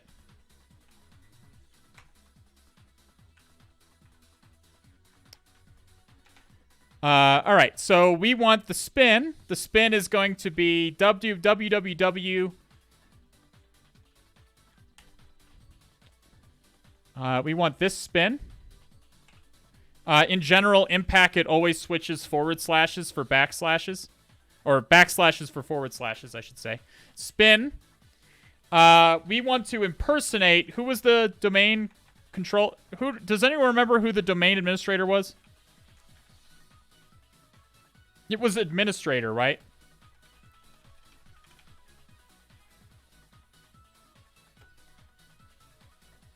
I think it was just administrator.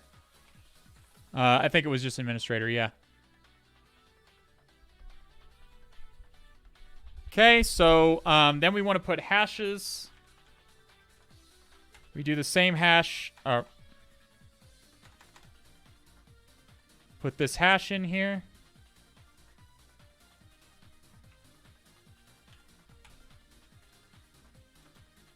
DC IPs 10.10.10.248.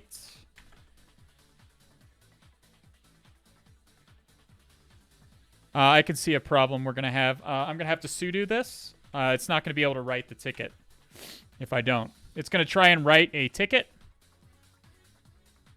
So let's make sure to sudo it. Okay, so we're going to request a service ticket delegating to this spin, but we're going to actually ask a service ticket to impersonate the administrator account. See if that works. Required identity. I think it wants me to include... Yeah, it wants me to include... intelligence.htb / svc int $. There we go. So now we have this administrator.ccache. And let us try to crack map exec.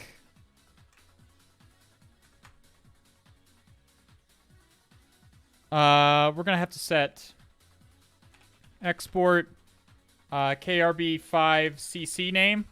We have to set the way Kerberos works on Linux is you have to set an environment variable.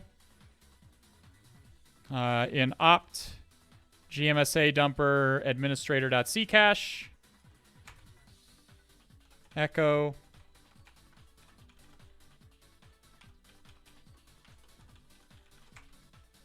there it is.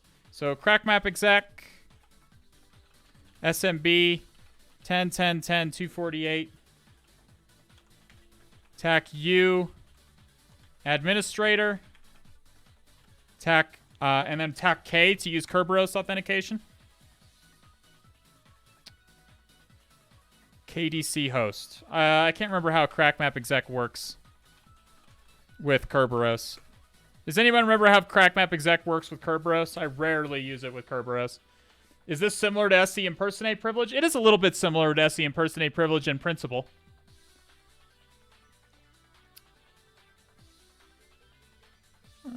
Kerberos. We need to add the KDC host option, like it told us. TACCAC KDC host. Does that need to be capitalized? Yes. Camel cased. KDC host 10.10.10.248. Come on. Maybe it just wants like that. Oh, come on. I can never remember how to do crack map exec. Does anyone remember crack map exec with Kerberos? Come on.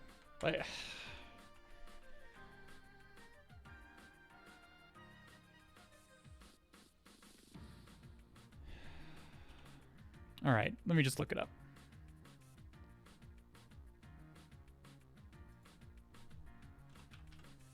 I can never remember how to do crack map exec with Kerberos. I rarely do it.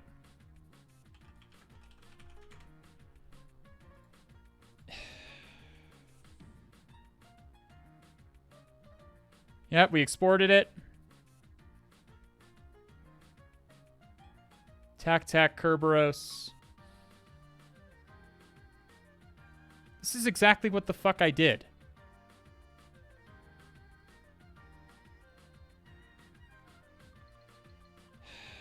Okay.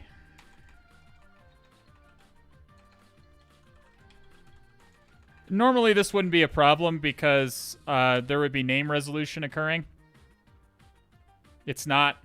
Missing required positional argument KDC host. Oh, it wants LDAP? No, it's doing it with...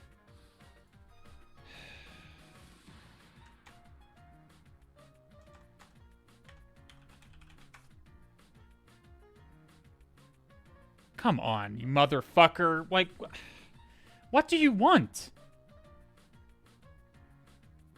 What do you want? Like, I put the KDC host there and it complains there's no KDC host. I seem like I always have this problem. Example with LDAP option. And we can do it with... This is exactly what I'm doing, dude. Like, this is the same fucking syntax. It's doing the LDAP, but I don't think that should matter.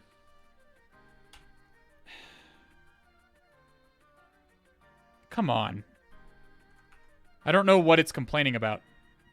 I'm adding KDC host, and it's complaining that I don't have KDC host.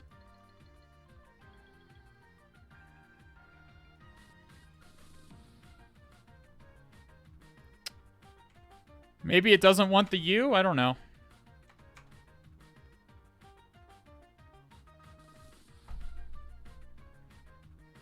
I don't know. I don't know what crack map exec wants here. Like, this is asinine. I'm doing it exactly the way it says in the documentation.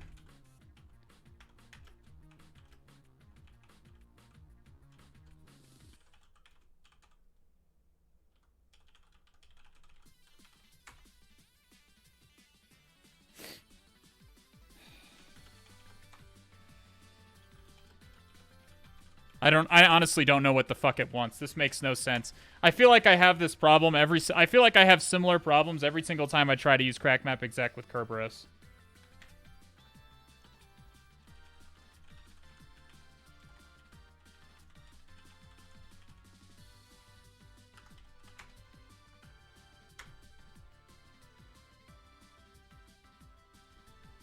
I genuinely don't fucking get what it wants.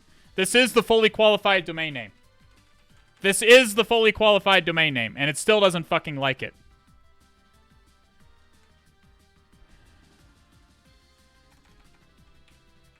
Maybe it wants the fully qualified domain name here as well. So Kerberos is really picky about host names. Kerberos would rather use host names. Maybe that's the issue I'm having. Nope. That didn't matter for shit.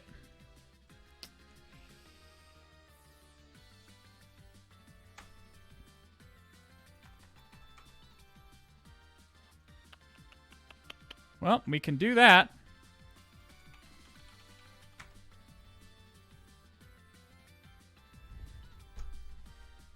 I genuinely don't fucking get it.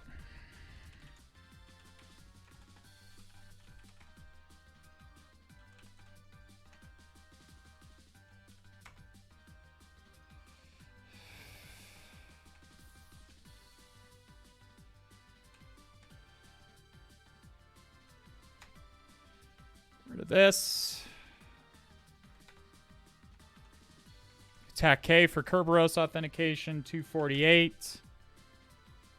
Intelligence. I don't know what Crack Map Exec wants. Crack Map Exec is full of shit. Let's see if that works. And that did nothing.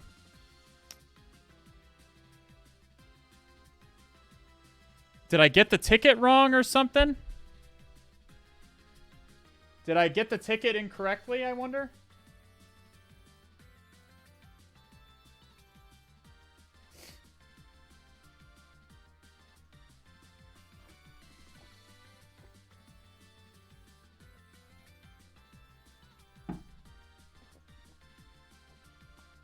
I don't think it would have given me the ticket if I was wrong.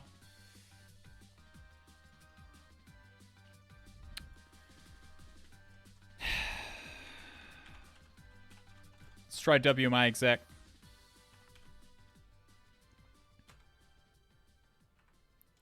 Attack K, administrator at 10, 10, 10, 248.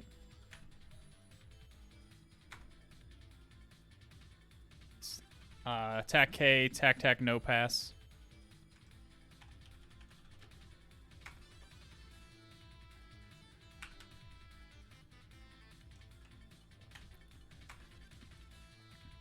Come on.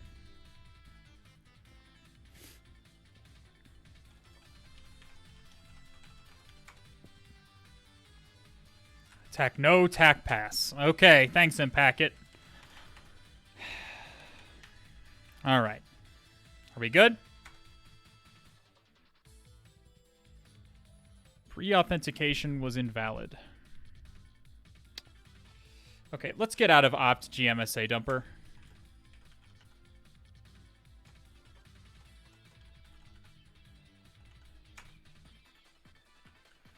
Okay, we requested it gave us the ticket.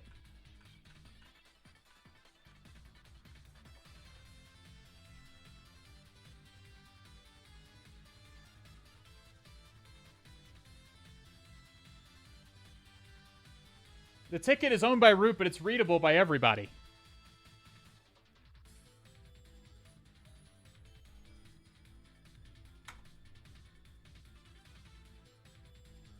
But that could be what the problem is. Export, KRB5CC name. God, Sonic music is such a fucking bop, dude.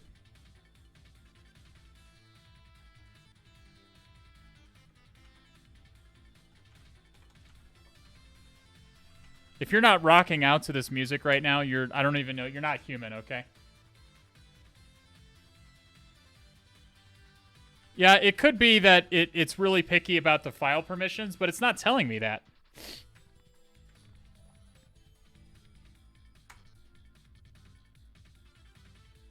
Yeah, no. Crack Map Exec is completely shitting the bed. I have no idea what its issue is. That's incorrect.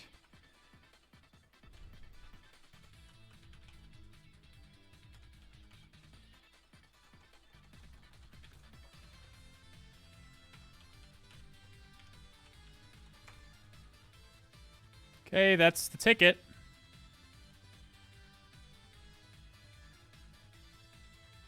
I think we did this correctly, chat.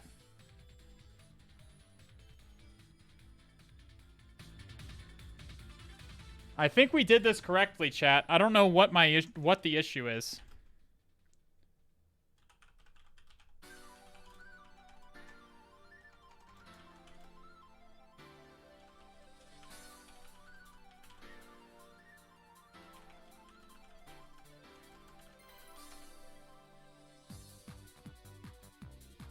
It's still the same fucking issue.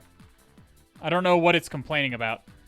I don't know. I looked at the documentation. Nothing seems to work.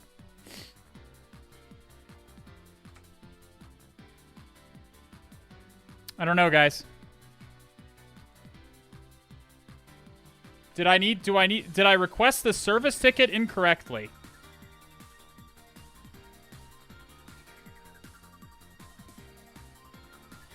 Did I do this incorrectly somehow? Does this need to be administrator at intelligence.hackthebox or something? It gave us the service tickets, which means it was able to authenticate. DCIP, SVC int.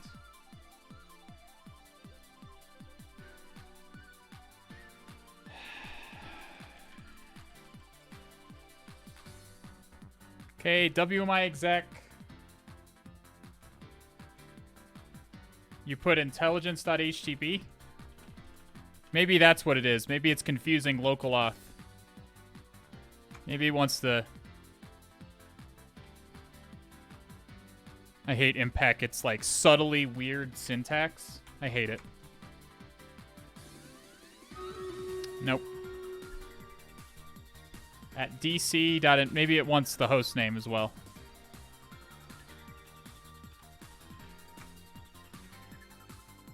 Up.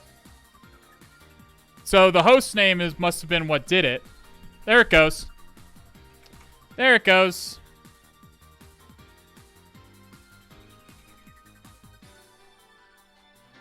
We're administrator.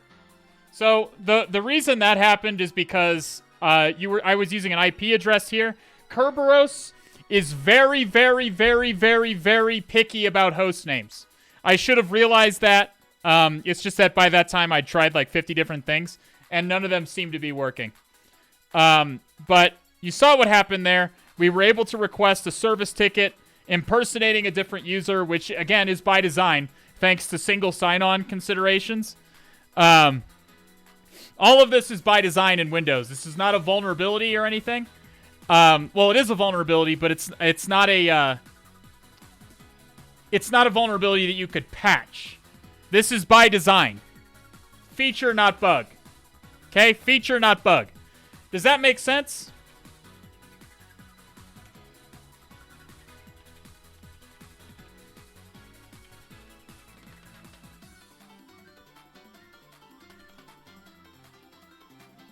And there's root.txt. There you go. It's not a feature, not bug. Any questions? I know that was confusing. That was a bit of an advanced a little bit more of an advanced Active Directory exploitation. Constrained delegation is not something you see very often on CTFs. You do see it in real life quite a bit, though. In quite a bit, there's lots of reasons that you might want an account to run with the permissions of a different account. Will the video be on YouTube? It will. The other, thank you for the follow. All right, let's find somebody to raid. It's usually slim pickings on the Thursday. I'll hang around for questions. What questions do you guys have? We talked about a lot of stuff today. We went over a lot of shit today, chat. A lot of shit today. So if you have questions, do ask. Which box is this? This is intelligence on HacktheBox. It looks like GoPro is streaming, so we'll probably raid SpaceX here.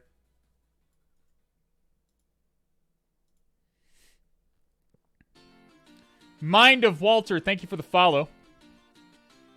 What keyboard are you using? This is a Corsair K98 or something. It's a mechanical Corsair keyboard. How about Chris Nova? Is Chris Nova streaming?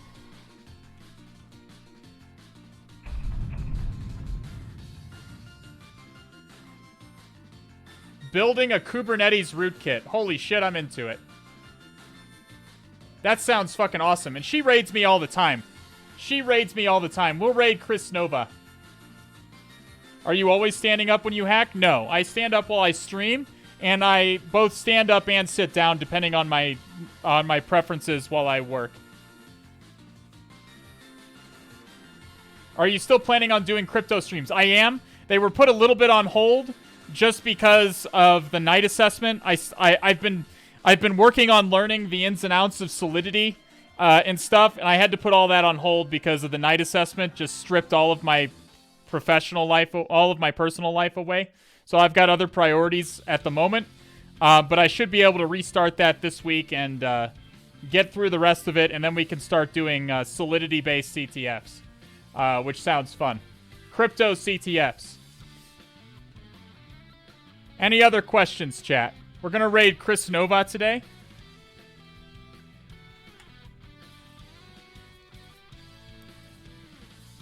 Most Veratu and Mind of Walter, thank you for the follow. Do you love you? I do love you, Orlin the Mage. All right. She's working on a Kubernetes rootkit, which sounds super sexy.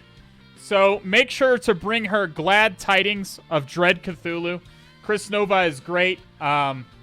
She's an engineer, computer scientist, alpinist. Oh, shit. And a public speaker. So make sure to bring her to Glad Tidings of Dread Cthulhu. She's a member of the cult herself. Okay? When are we starting the book club? We'll start it up when I have a little bit of spare time. Remember, next weekend we will be doing the Hack the Box study group again. If you'd like to do the new Hack the Box machine with us, we'll be doing that next Saturday. Plans for Tuesday? I have nothing set in stone for Tuesday. If you've got ideas of what you'd like me to cover on Newbie Tuesday, let me know in Discord. For right now, go to bed tonight knowing a little bit more than you did yesterday. I'm always available on Discord or via email or whatever. If you have questions, comments, threats, bribes, whatever you've got. Yeah. I'll see you guys again when the stars are right. Have a good night, day, or whatever time it is, wherever you are. Stay safe. Get vaccinated. Love you all.